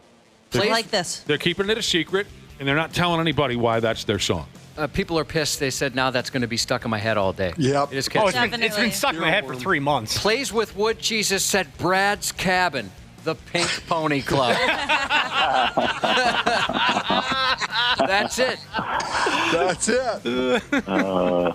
Darnell Nurse, that's right. Thank you, Jiu-Jitsu Jesus. We Darnell figured out a way to market it on Verbal or whatever I'm going to put it in. So it's this big mystery that hockey fans are trying to figure out. Why Pink Pony Club is the Oilers' song, how it started, and the players won't say dick. I hope they never say anything. I'm wondering if it's something like someone's daughter played it all the time. One of the guys played it for the guys, and then they decided this is our new tune. Maybe they played it. He talked about it after they won, or they played it. They're so superstitious, right? Yeah. They just start playing. I mean, they go back to the same thing all the time. So. They're a very superstitious group, hockey players, by damn. Maybe if they win the whole schmear, they'll let us in on the joke. Pink Pony, is that a band or is that a song? It's a woman. She sings a song, Pink Pony Club, and it's famous. It's on the radio. And, Canadian, American? I think it's an American girl, but all of a sudden it popped off. I believe she won a few Grammys, and now they're rocking it in the locker room. So I'm curious. Pink Pony. I got to get that on my ringtone. Wayne Gretzky was excited about learning. Oh, that was Wayne Gretzky? Adorable. It was. I'm not trying to be a dick, but that TNT hockey show, it just sucks. That's terrible. Yeah. It does. There's not one personality on there that grabs me. No. You're just looking at Wayne Gretzky's face that has had so much work done it doesn't move. It's very tough for me to look at his face. Mm-hmm. MSN.com, whoever they are, have broken down the 10 NHL players. I should say that differently because that was inaccurate. The top 10 NHL players who never won a Stanley Cup. They may have gotten there once, twice, 3 times or more, but they never won the sumbitch. So I'll say these names out loud, and then you guys pretend like you've heard of them. Okay. Do we have a deal? Sure. Yeah. Oh, maybe we'll go 10-1. Brad Park. Oh, yeah. Yeah, of course. One of the top defensemen of his era, played with the Rangers? My greatest memory of Brad Park was playing with the Boston Bruins, but of course he also played for the Rangers and the Detroit Red Wings. Yep. Never won a cup. Mike Gartner. Washington. Played here with the North Stars. Played for everybody. Yep. Someone look up how many hockey clubs Mike Gartner played for. 6, 7, 8. I mean, it seemed to me he played for everybody. Toronto, Washington, Minnesota. Maybe it wasn't as many as I'm thinking. But if you're a younger person, you never saw Mike Gartner play hockey, it was like watching a water bug on top of the water. Here's the rundown. Washington, Minnesota, New York Rangers, Toronto Maple Leafs, and wrap things up with the Phoenix Coyotes. So 5, 6, 5. The 8th greatest player to never win a cup, Gilbert Perreault. Buffalo Sabres. Number 7, Jean Ritter. New York Rangers. 6, Eric Lindros. The guy was a cone. Philadelphia. He was a cone. I never liked Eric Lindros. Never liked the guy, but he could play. 5, Adam Oates. Yeah. Boston, right? Well, everybody. Boston, Washington, St. Louis. 4, Dale Hawerchuk. Winnipeg. Buckets of goals when he was a young person. Buckets of goals. 3, Pavel Bure. Oh, yeah. 2, Peter Stastny. And number 1, Marcel Dion. Yeah. Los Angeles. Great players. Never won the sumbitch. Sacramento Athletics stomped the Twins' guts out yesterday and walked it dry. They were able to bust up their 9-game losing streak. 17 hits, David Festa. Oh, boy, jeez. I turned that one on and go, all right, well, let's find something else now. The A's got the bats going in a big effing way and broke up their losing streak. Yeah, David Festa, who's called in when Pablo got hurt, he gave up 7 runs. He didn't give up. How many hits did he give up? Gave up 8 earned runs on 6 hits. 8 earned runs. Yeah. It got bad enough to where the Twins had a position player pitching at the end of the ballgame. Yeah. Jonah Bride. That shortstop for and I have, we've talked about the Twins and the A's briefly, but that shortstop, that Jacob Wilson. Yeah. That guy's a really, really, really good baseball player. Hang on to that guy. That's the future for players that will chase batting titles in the American League. I think he's tied right now with the first baseman with the Dodgers, and I'm sorry, I'm not remembering his name. First baseman for the Dodgers, Freeman, Steve Garvey. Freddie Freeman. Freddie Freeman, yeah. But as you guys probably know, Aaron Judge has been flirting with 400 for almost the entire baseball season. He's hitting like 392 right now. But Wilson is hitting 363. This is a kid that just jumped on the scene this year, really. And he's phenomenal. I've watched some videos of this guy. Man, he can play. So they've got a good lineup. They really do. They're not terrible. It's their pitching that sucks. They're not as terrible as the last month has shown. The A's pitching is terrible. Yeah. I mean, Spence pitched well yesterday against the Twins, but their pitching has just been bad. So they remind me a little bit of what the Tigers did 5 or 6 years ago. They kind of bottomed out, but they drafted well, and they got guys coming up through the minor leagues, position players, and then the Tigers ultimately now have filled in with some pitching. Well, it helps when you get a guy like Tarek Skubal. Well, yeah. But I mean, it feels like they're kind of following that same blueprint where they've got some talent and they're going to learn how to win at some point, and they're going to be pretty good in a couple of years, I think. And they're young. They're other than Rooker, who's like 30, their lineup is young. So that's how Josh likes them. No, that's not God. He says, I don't care how you bring them young. No, I never say that. That's unlike Josh. If you're the Twins, F that game and move on. They're back home. Yeah, won 3 out of 4. After 10 straight on the road, they're begin a series tonight with the Toronto Blue Jays. Their fans always travel very well. Yep. So I'd tell you this, if you're going to the Twins game tonight, have a Florida Panthers hat or a T-shirt on. Rocco! Wear that to the game tonight. That'll piss off all those Toronto people. Bailey Ober pitches tonight. If you remember this story from earlier this year, a high school baseball player in New Mexico ended up in trouble for pissing in the opposite club's water cooler. Yuck. Oh, yeah, don't do that. Remember that. Yeah. High school baseball, smart-ass kid sneaks over to the opposite club's dugout, and he takes a squeege in their water cooler. Oh, my God. Holding in some gas. He thought he was by himself, I guess. Man. So the word was going around that this kid was going to be charged with a crime. Battery was the word that was thrown around. I read in a few articles that this kid might get charged for battery. But it sounds like he's going to walk away clean. What? After it was determined is how you say it, in court, that he didn't break any laws. It says here the district attorney handling the case decided to drop the charges after discovering there isn't actually a statute on the books prohibiting you from pissing in somebody's water bucket. Here's the quote from the district attorney.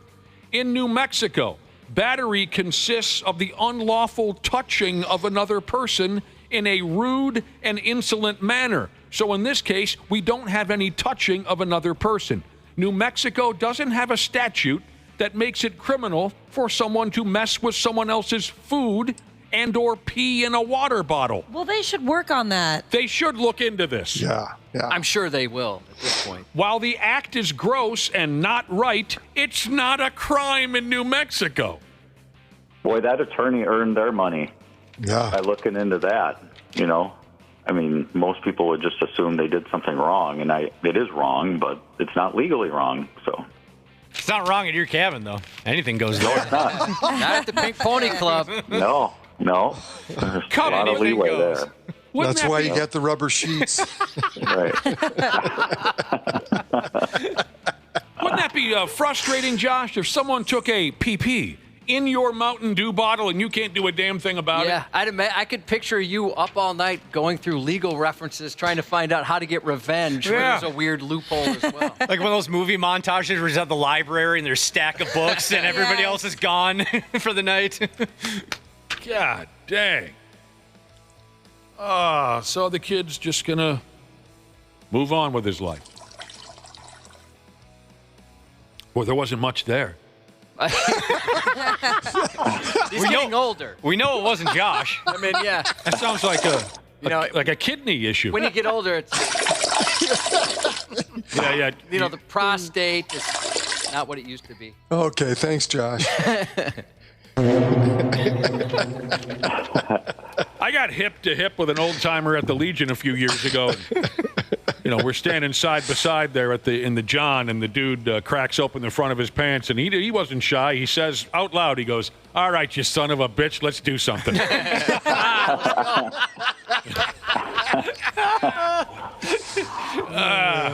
He's giving his penis a pep talk. Yep.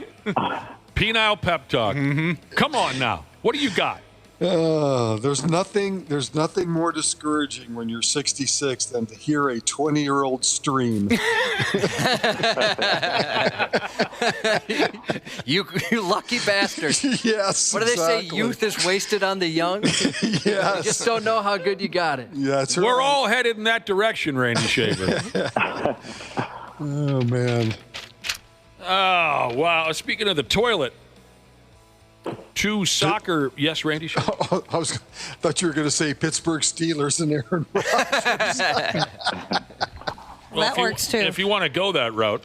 Well, I thought that's where you were going. No, I was not planning on getting into too great a detail on Karen. But Karen has told the Pittsburgh Steelers that he'll sign with them in the next couple of days, and he intends them to have him play quarterback in some capacity for that ball club. 1-year deal, and they open the season against the New York Jets. That's perfect. Oh, nice. Is that right? Yeah, perfect. All right, yeah, Karen is going to play Yeah. football. Well, Yeah, we get to the Vikings playing this year, too. The Vikings got 48 hours now. 48 hours to counter offer. The dream's not dead yet until he signs that dotted line. That's right. I sure hope they do. And someone said the Vikings play the Steelers. That's an Ireland game. Oh, that's stupid. I hate that when they go to Ireland and whatnot. That means you'll have to get up at 8 in the morning if you want to watch that game. Oh, yeah, I won't be doing that. No. Yeah. That's a record the game the night before and then watch it whenever I'm ready. I think they played Karen last year over in Europe, too. Oh, yeah, that's right. With the Jets. Yeah. Mm-hmm. Yeah. Just can't get rid of the guy. Here's a listener, Taxidermy Jesus, texted in to say his buddy accidentally drank his pee one night. Oh. Out of a 2-liter bottle of Mountain Dew. Ew, that's not right.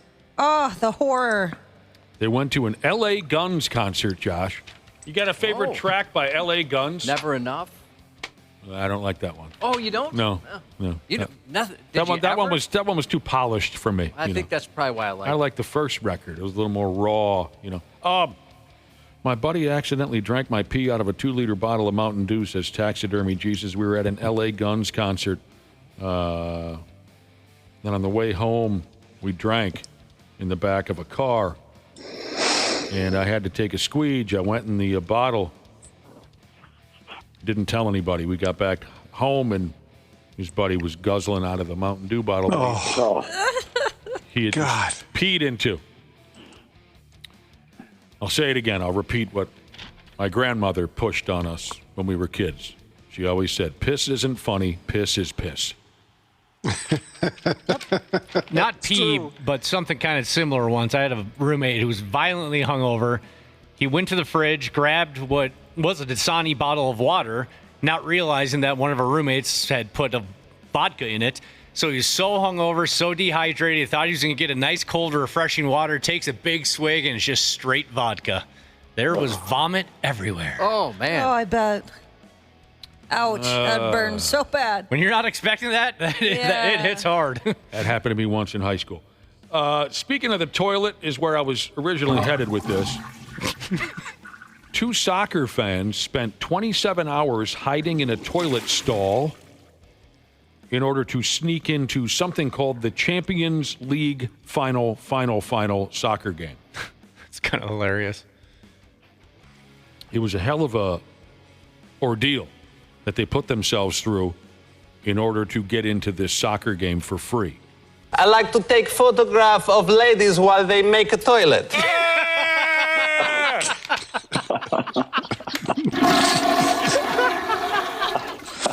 What the hell was that? You just said that out of nowhere. Oh, my God. Did you get these from like a website or these home recordings, Josh, that you're playing right now? I'm in the bathroom. Does anyone remember Borat's first appearance on the David Letterman show? You'd have to remind me. I don't know if I saw it.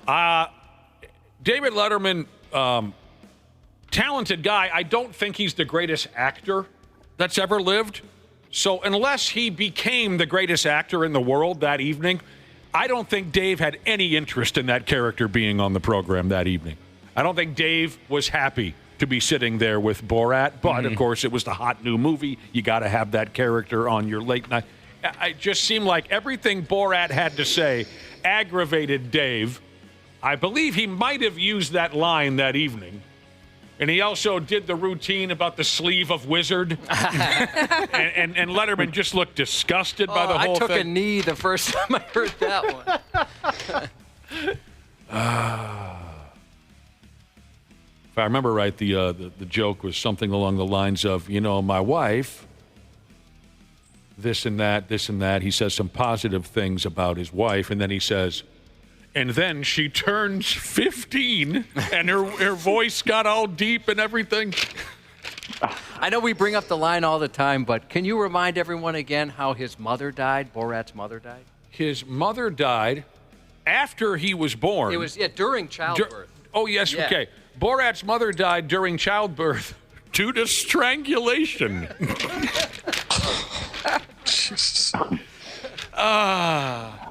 It's just a movie character. Everybody can settle down.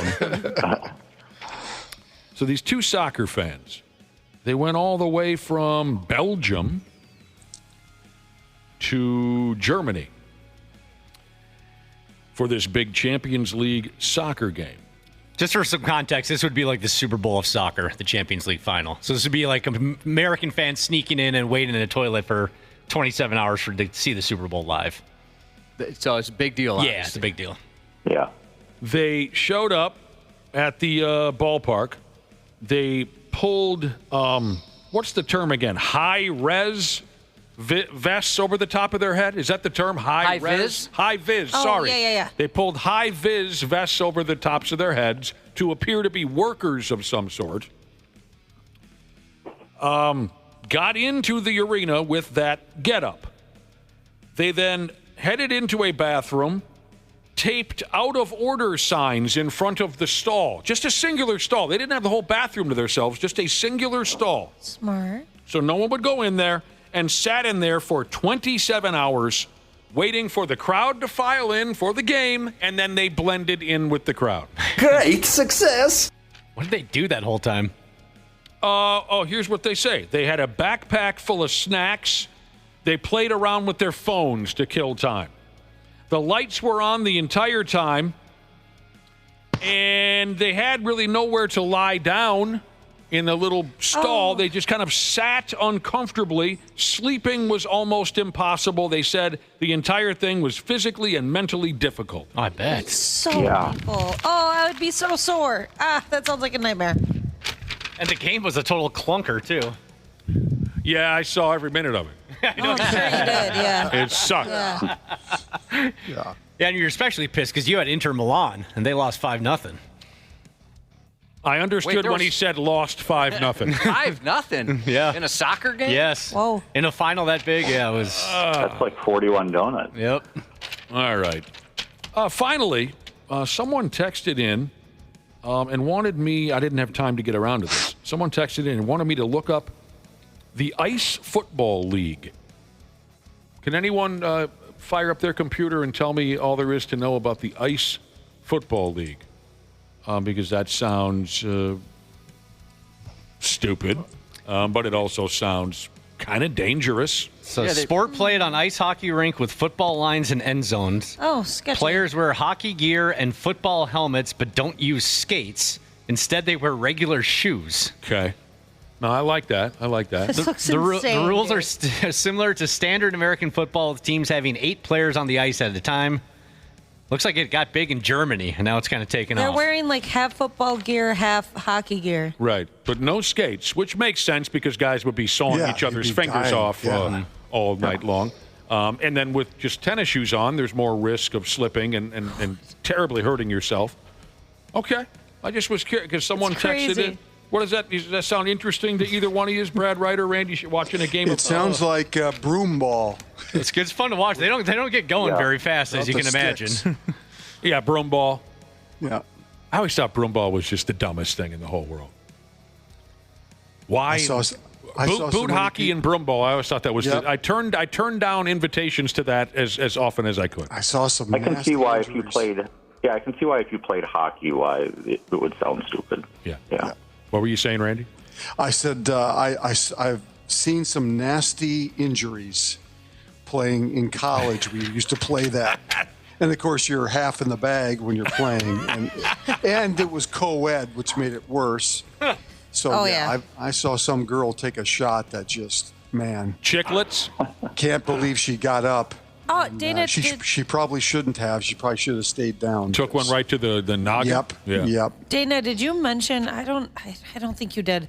That. So you did mention that they don't wear skates, but did you say that they wear bowling shoes? Oh, they do? Yeah, to make it more slippery. Really? Oh, wow. Yeah. Now that's makes sense why you said they don't get going very fast. Yeah, no, they're very just sliding around out there. Bowling shoes, there's nothing on that. That's hilarious. These guys are running like they got to take a dump real bad.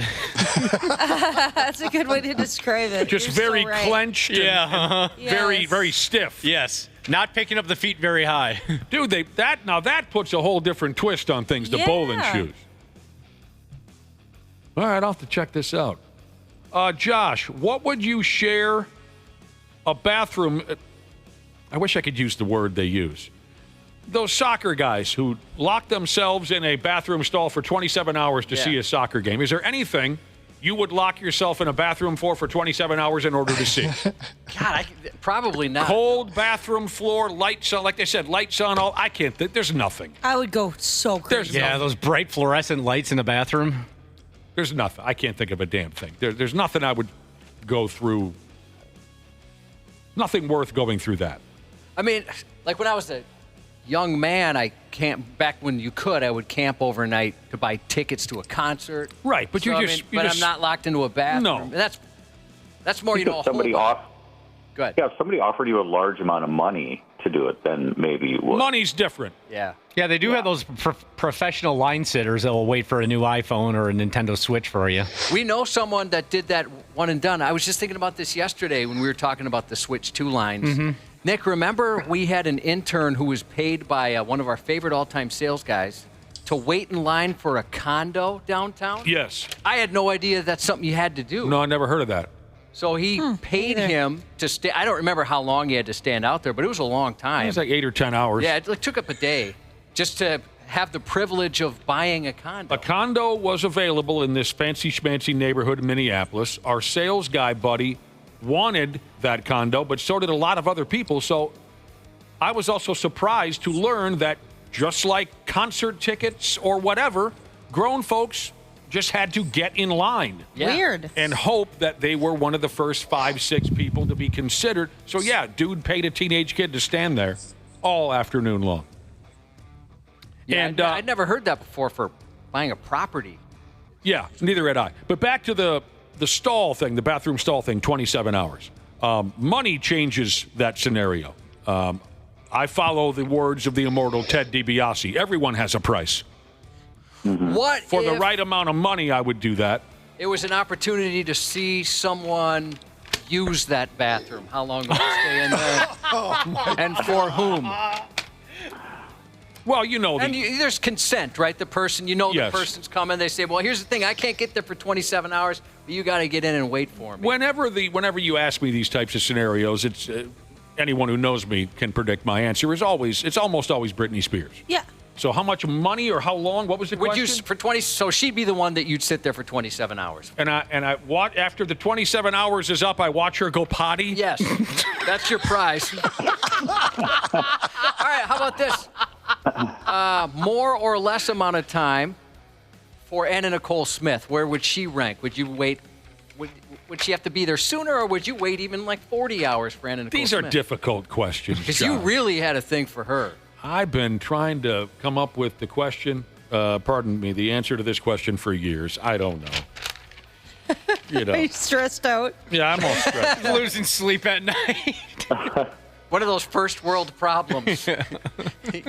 He's not. His biggest struggle in life is who he'd rather watch pee. Josh, I prefer. Obviously, as you know, I prefer that they don't know that I'm watching. Add some thrill to it. Well, when did you get here? Right. You scallion. Right. Listen, Randy Shaver and Brad Ryder, thanks for everything this week. We're going to go off and, have a weekend. See ya. Okay. We'll be back with more of the Pink Pony and all that in a few minutes here on the Half-Assed Morning Show. The 93X Half-Assed Morning Show. On 93X. Hey, podcast pals. Today's episode is brought to you by my friends at Standard Heating and Air Conditioning. Take it from me as a newly married guy with a very opinionated dog. Comfort is kind of important right now. That's why I'm a Smart Club member of Standard Heating. I get to schedule service when it actually works for me.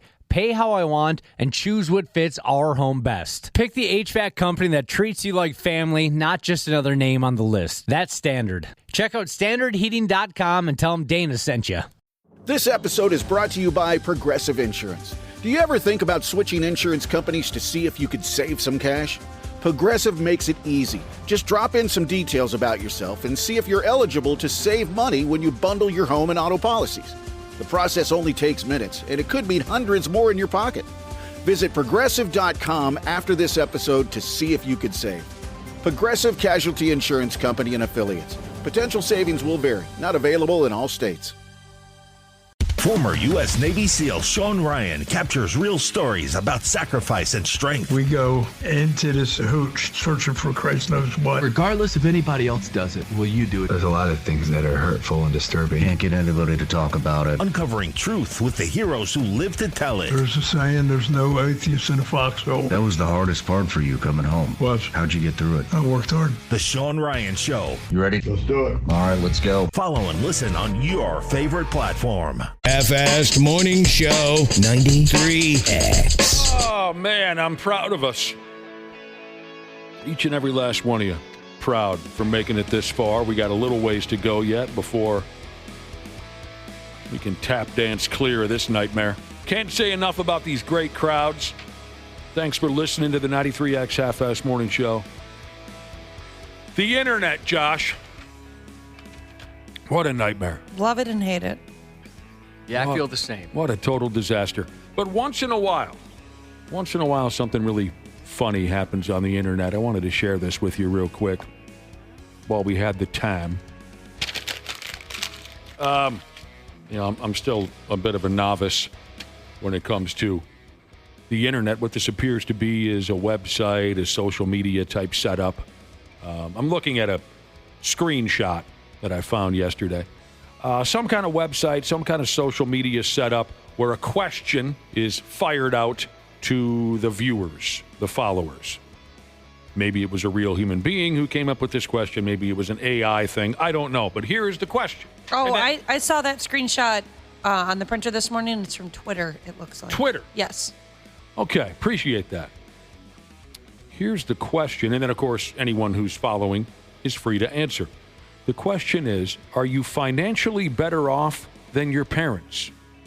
Josh, how would you answer that question? Are you financially better off than your parents? I think when I was working at GJ's Super Value, I was financially better off my parents as a carry-out. Yes, but they had a lot of people to support. Yeah, I feel bad. Like, I don't know, I kind of feel guilty being like, I do so much better than my parents. But, I mean, being realistic, I think... That's what you want as a parent, unless maybe your parents don't feel that way, but I would definitely want and it wouldn't take much again, but for my kids to be more successful, for sure. Yeah, that's true. It's okay. I guess growing up, I always thought my parents had all the money in the world, I guess, like secretly, like they were able to do what they wanted to do. Why are you holding out on me? Yeah, I used to think that too. I think every kid feels that way, but then for a while, I was working in finance, working at a couple different banks, and I worked at my parents' bank. And so I saw their bank account, of course, because they would come in when I'm there. Oh. And that made me realize that, like, it kind of put life in a different perspective for me. Like, all right, maybe I don't need to be harassing them for $20. How old of a kid were you when you learned this information? At least 18. Man, that would have put a whole different spin on how I operated if I would have known exactly what my parents were and were not making when I was a kid. That would have changed my operation because, like any kid, like you just mentioned, I always thought, well, come on, you can't give me $20. You know, I had those issues now and again. If I would have known exactly what they were up against, it would have changed things. When I didn't understand how checks worked, I thought they were just stingy because you can write whatever you want. Why can't I get this Matchbox car on the way out? So innocent. This person says, am I financially better off than my parents? And let me go upstairs real quick and I'll ask. That's exactly it. Yep. That was the joke I saw on the internet yesterday that I wanted to share with you guys. That's freaking funny. That is good. In the year 20 and 25, when a grown person is asked, are you financially better off than your parents? You answer, good question. Let me go upstairs and ask them. That's friggin' clever. Okay, this is a good point from You Picked Him Up, You Dropped Him, Jesus. Maybe people make more money than their parents, but things might be a little less affordable. Although my parents told me, so they bought their house in 1974, and I think they paid like $18,000 for it. But they said the interest rate was like 27%. It was outrageous. Yeah, see, I'm not the guy to do that kind of arithmetic, but sure, that listener makes a good point. That's crazy, actually. Sure, our parents very likely made less money, but of course things were not. Yeah, I couldn't figure that out. Outrageously. No, I'm not the guy for that arithmetic problem. They made it work. It wasn't always pretty, but my folks made it work. It was rarely pretty, but my folks made it work.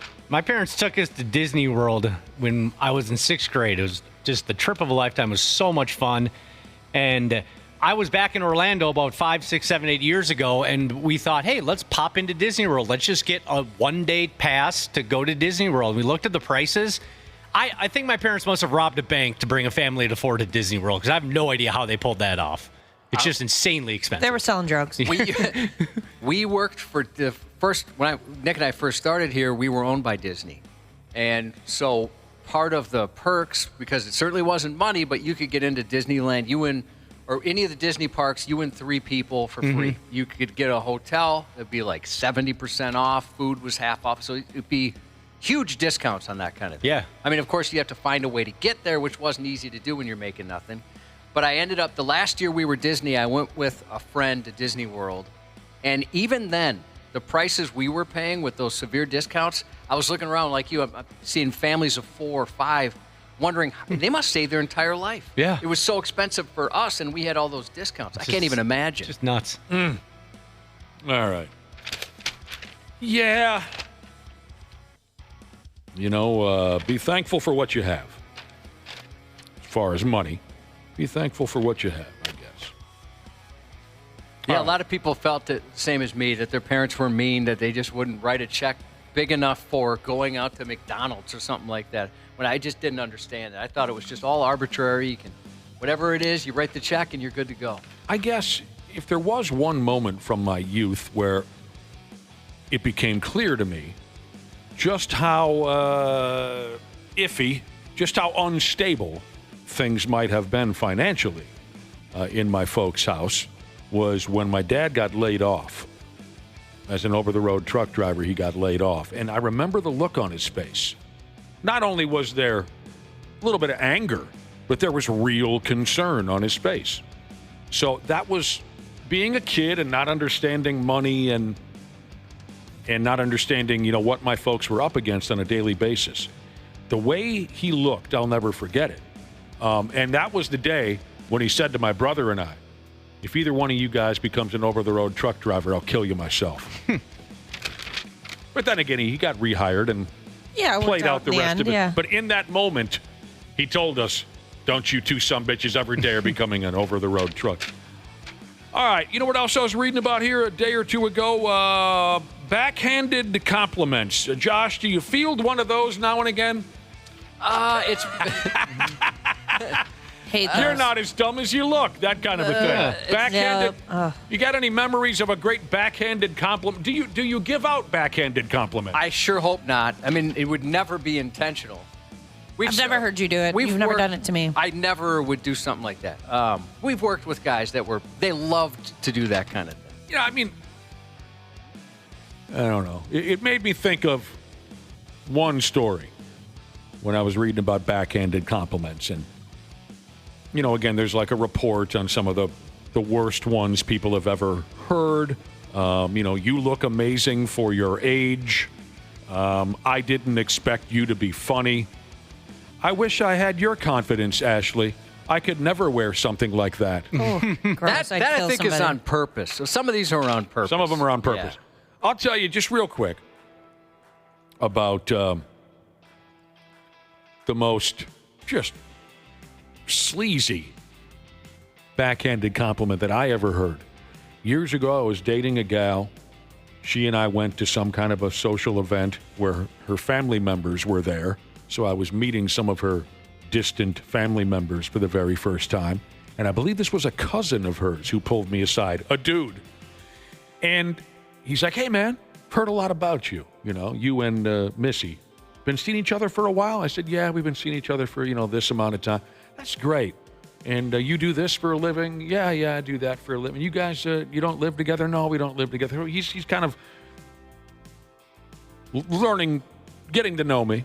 Yeah. And he says, after we discussed, kind of how me and Missy's relationship has been going and how long we've known each other and this and that, he says, I think it's great. I think it's absolutely great that you two are seeing each other. And I say, yeah, man, thanks. And then he kind of pulled me a little closer and he said, I think it's especially cool that you're with Missy, with her weight issues that she has. No. I ain't kidding you. I couldn't friggin' believe it. This, I'd kill somebody. I think it's great that you still can, want to be with her. What did you say? I don't remember. I think I was I know I can tell you this much. I should have said, what are you, a friggin' a-hole? What are you, a moron? I should have snapped at him. I should have. But I didn't because of the setting we were in. I can understand that. So I do not remember what I said. I do not remember how I got out of the conversation. But I do regret not saying, F you, pal. What a POS. How would you handle this one, Ashley? This woman said, her grandmother said to her as a kid, good thing you're smart. With your looks, you're never going to get a man. Oh, my gosh. Wow. No. That's such a grandma thing to say. That hurt me as an adult. You said that to a kid? I'm going to be honest. I hear a lot of horror stories about women and just comments that their grandmas have made. And when I hear those stories, I'm thankful a little bit for the fact that my grandmas, they passed away when I was rather young, so I didn't have to deal with any of that. Grandma shaming that just stings. Yeah, ouch. No, I just remember my grandmas as little sweet ladies with cookies. So, I was just reading something about backhanded compliments, and that story came to mind. Never saw that guy again. I remember one, it was in my 20s. There was a gal in the circle of friends I hung out with. We didn't know each other very well. But one night we ended up hanging out, just the two of us. And at one point she looked at me and she goes, you know what? You're actually not that big of a douchebag. And I go, oh. You could have just said not a douchebag. You didn't need to put that much of a douchebag in there. But thank you nonetheless. Hang on a second, Dana. Yeah. That hurts. No doubt that's a hurtful comment. Mm-hmm. But maybe tell us, what were you wearing that evening? How old of a guy were you? Oh, mid-20s, 24, 25. What were you wearing that evening? Oh, man, what phase was that in? Yes. I'm trying to think. Puka shell necklace? No, it was past visors and puka shells at that point, but I was still probably wearing like an Abercrombie polo or something. That reminds me. I did have something very similar to that where I met the dad of one of my son's friends, and we were at their football game, and I hadn't met him yet. We were talking. We had a lot of good time. We had a lot in common, actually. And at the very end, he said, you know what? I didn't think I was going to like talking to you. What the heck? Well, wait. Why? I've never seen you before. I had no idea why that happened. A lot of that kind of stuff happens because of this job. I mean, you guys have been, I guess, people have given you passive-aggressive type compliments, like behind your back to me. People have talked about, I met Nick and Josh the other day, or blah, blah, blah. And they're actually pretty cool. We're the same as we are on air. Or surprised that, you're not crazy. Just, douchebags? Yeah. Entitled? Sorry. Thank you, I think. I don't know. Some people don't have any couth. Right. That's the word I was taught. Couth. Yep. Class. They don't know any better. Yeah. I haven't received any backhanded compliments about my pregnancy yet, but I'm afraid that it's going to start happening now that I'm getting bigger. Like people, I guess not really backhanded compliments, but people asking those questions. Oh, are you sure there's not 2 in there? Or, are you sure you're not due next month or something? Like, I'm afraid that one of those is going to happen. I'm going to snap. I know myself well enough. I'm going to snap. Well, because I have baby showers coming up. I have one this weekend and then one next weekend.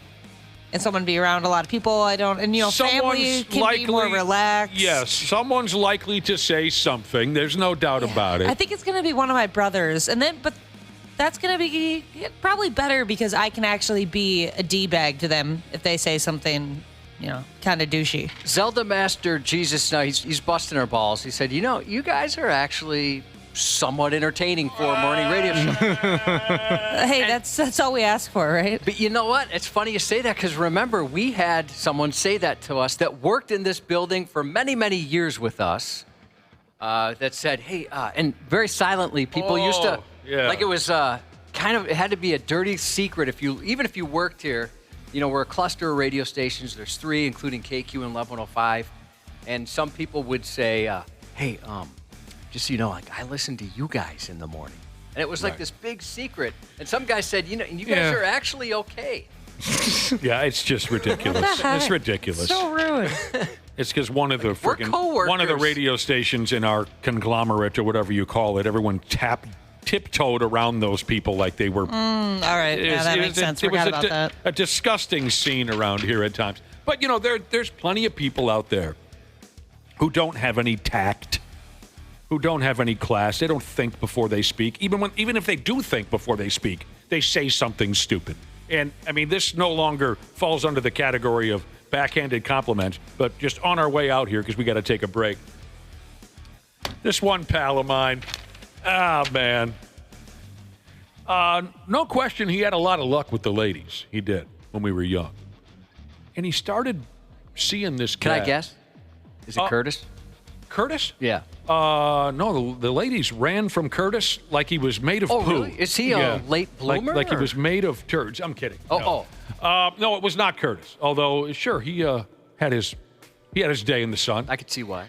One of my pals had a lot of luck with the ladies, and we were 20, 21. That we were young, and he started seeing this gal, and he walks into the room, and we're all kind of busting his balls about this new gal he was seeing. Not because of her in any way, shape, or form. Just the common ball busting that guys give to their buddies when they start dating someone.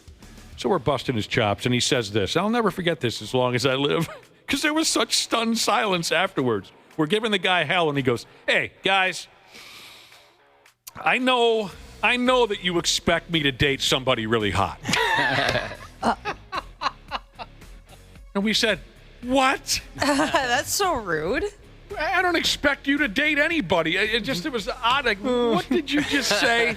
Before we line dance our way out of here, because we're getting ready to close out this here Friday broadcast, before we Cupid shuffle smooth out of here, Cubby, last night when I was watching the basketball game, for the first time I saw an ad for the new Naked Gun movie starring Liam Neeson. Oh, did they release the full trailer? I couldn't tell you exactly if it was a full trailer or a half. Was it really short? Because I've seen the teaser trailer, and it didn't really show much of anything. It was fairly brief. Okay. But last night was the first time I saw any advertisements for the new Naked Gun movie starring Liam Neeson. I am a massive fan of the old Police Squad TV show and the Naked Gun movie series with Leslie Nielsen, who was one of the funniest people that has ever lived, God rest his soul. When you first brought up the idea of this movie being brought back, I was not pleased with the idea.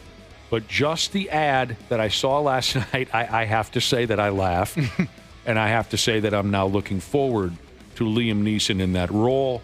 But I was prepared to despise it, but you're right. I thought, okay, maybe this is going to be all right. But Same feeling. Here's what I think I learned last night.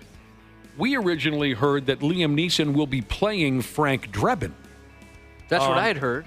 But I think they were kind of messing with us. In the ad, it leads me to believe that he is Frank Jr. You following this? Yeah. It leads me to believe that he's the son of Frank Drebin, or maybe a nephew of Frank Drebin. Because there's a very funny scene in this trailer where Liam Neeson is looking up at like the police squad wall of fame. And it shows Leslie Nielsen as Frank Drebin. And Leslie Nielsen is like recognizing him, like, I'm doing it for you, Dad, or Uncle Frank, or something like that. And then another character looks up at a plaque for Frank's old partner, Ed, and that cop says something like, God bless you, Ed. Thanks for the memories. And then I really laughed because then they cut to a cop who's looking at a plaque with O.J. Simpson on it as the character Nordberg. And they cut back to the cop, and he just kind of disapprovingly shakes his head. That's the one I saw. It was awesome. Really, really funny. I gotta watch that. So, I've been fooled before. We've all seen trailers where all the funny scenes are in the trailer and the rest of the movie is garbage. Yeah, that sucks. But again, for a guy who worshiped the original Naked Gun series, worshiped Leslie Nielsen, who was against the idea, I came away from the ad last night being actually pretty excited to see how it plays out. The cop looks up. It shows Lieutenant Nordberg, O.J. Simpson, and they cut back, and he just kind of shakes his head as if to say, Jesus Christ, what happened there? Well, it's a couple months away. Yeah, August 1st. A couple months away. Oh, I thought maybe since the ad was played last night that maybe it was coming up this weekend or something. Are you watching the scene? Yeah, it's so good. That's really well done. Oh my gosh, they're all crying in front of these portraits of people that they remember and miss. Oh man. Nah, not you, OJ. No. I'll tell you. One of the hardest I've ever laughed in a movie theater was the original Naked Gun motion picture from 1988. I mean, we were in full riot mode. That was just beautiful, hilarious stuff from start to finish. Start to finish. I'd say that, Naked Gun, Part 1, 1988, Dumb and Dumber. For sure. The original Austin Powers. Those are three movies where I remember just laughing almost uncontrollably out loud in the movie theater. Specifically in the movie theater. We talked about this earlier, the character, but the movie Borat. When I first saw Borat in the movie theater in college, oh my God, I thought I was going to die. I didn't like it. You didn't like it? No, really? I did not. Oh, it cracks I remember me up. I wasn't a big fan of the character. Mm-hmm. I saw it in advertisements. I didn't know who Sacha Baron Cohen was. I was not familiar with Ali G. I had no idea. Mm-hmm. Josh went and saw it and said he was wetting his pants. I went to see it, and I just didn't get it. It was on me. It's my fault. Because the second time I watched it, I was also wetting my pants. I don't know what it was about the first time that didn't grab me. It's funny how that works sometimes with movies. Will Ferrell especially. Exact bingo. Yeah. I was just going to point out the Anchorman. I saw it, and I go, all right, that was whatever. But then I watched it again with my buddies. I was just keeling over laughing. I don't know. I not hated all it the his first time I movies, saw though. it. You hated what the first time? Anchorman. Anchorman, yeah. Not all his movies, though, because the first time I watched Step Brothers, that changed my life. I thought that was just the funniest movie I've ever seen. Just got you right away. I liked Old School the first time I saw it. Oh, gosh, I want to watch that now. Oh, man. So, all right, I got to wait till August to see Naked Gun. I might actually go to the theater, which is something I never do. So fun. You get a big bucket of popcorn. I do love popcorn and sweet treats and a big fat soda, or what am I supposed to say? Serve beer ices. Nowadays? They have ices. What are you doing getting a soda? You always get an icy from the movie theater. An icy? I'm not 5. I'll have some kind of a sugar attack if I ate an ice. Yeah, I probably. guess that's true. Anyway, I just wanted to share that with you because, I don't know, I've got a bright outlook on that movie now where I was kind of pissed at first. Yeah, I think, a lot of people were when they heard about it. Come on. As much as I like Liam Neeson, I just couldn't picture him in that role. But maybe it'll work. I just think it's brilliant, and it shows a set of balls that they're actually putting OJ's. Yeah. They're actually using OJ as a joke. Their lead advertisement involves OJ. That is a promising sign. Oh, man. All right. Happy birthday to Jayhawk Jesus, who's pumped for a nice little birthday dinner at the old Olive Garden tonight. Oh, nothing better. Nice. Is that right? Yeah, Olive Garden. Gasman Jesus texting a shout out to his wife for their 45th anniversary tomorrow. Jeez Louise. Happy birthday. How are you folks not dead yet? 45 years of marriage? They got married young. Good Lord. Happy birthday to Camping, Fishing, Whippet, Jesus. Thank you, brother and sisterhood, for being the best part of our week, and have a great weekend. 93X Half-Assed Morning Show. Hey, podcast pals. Today's episode is brought to you by my friends at Standard Heating and Air Conditioning. Take it from me as a newly married guy with a very opinionated dog. Comfort is kind of important right now. That's why I'm a Smart Club member of Standard Heating. I get to schedule service when it actually works for me, pay how I want, and choose what fits our home best. Pick the HVAC company that treats you like family, not just another name on the list. That's Standard. Check out standardheating.com and tell them Dana sent you.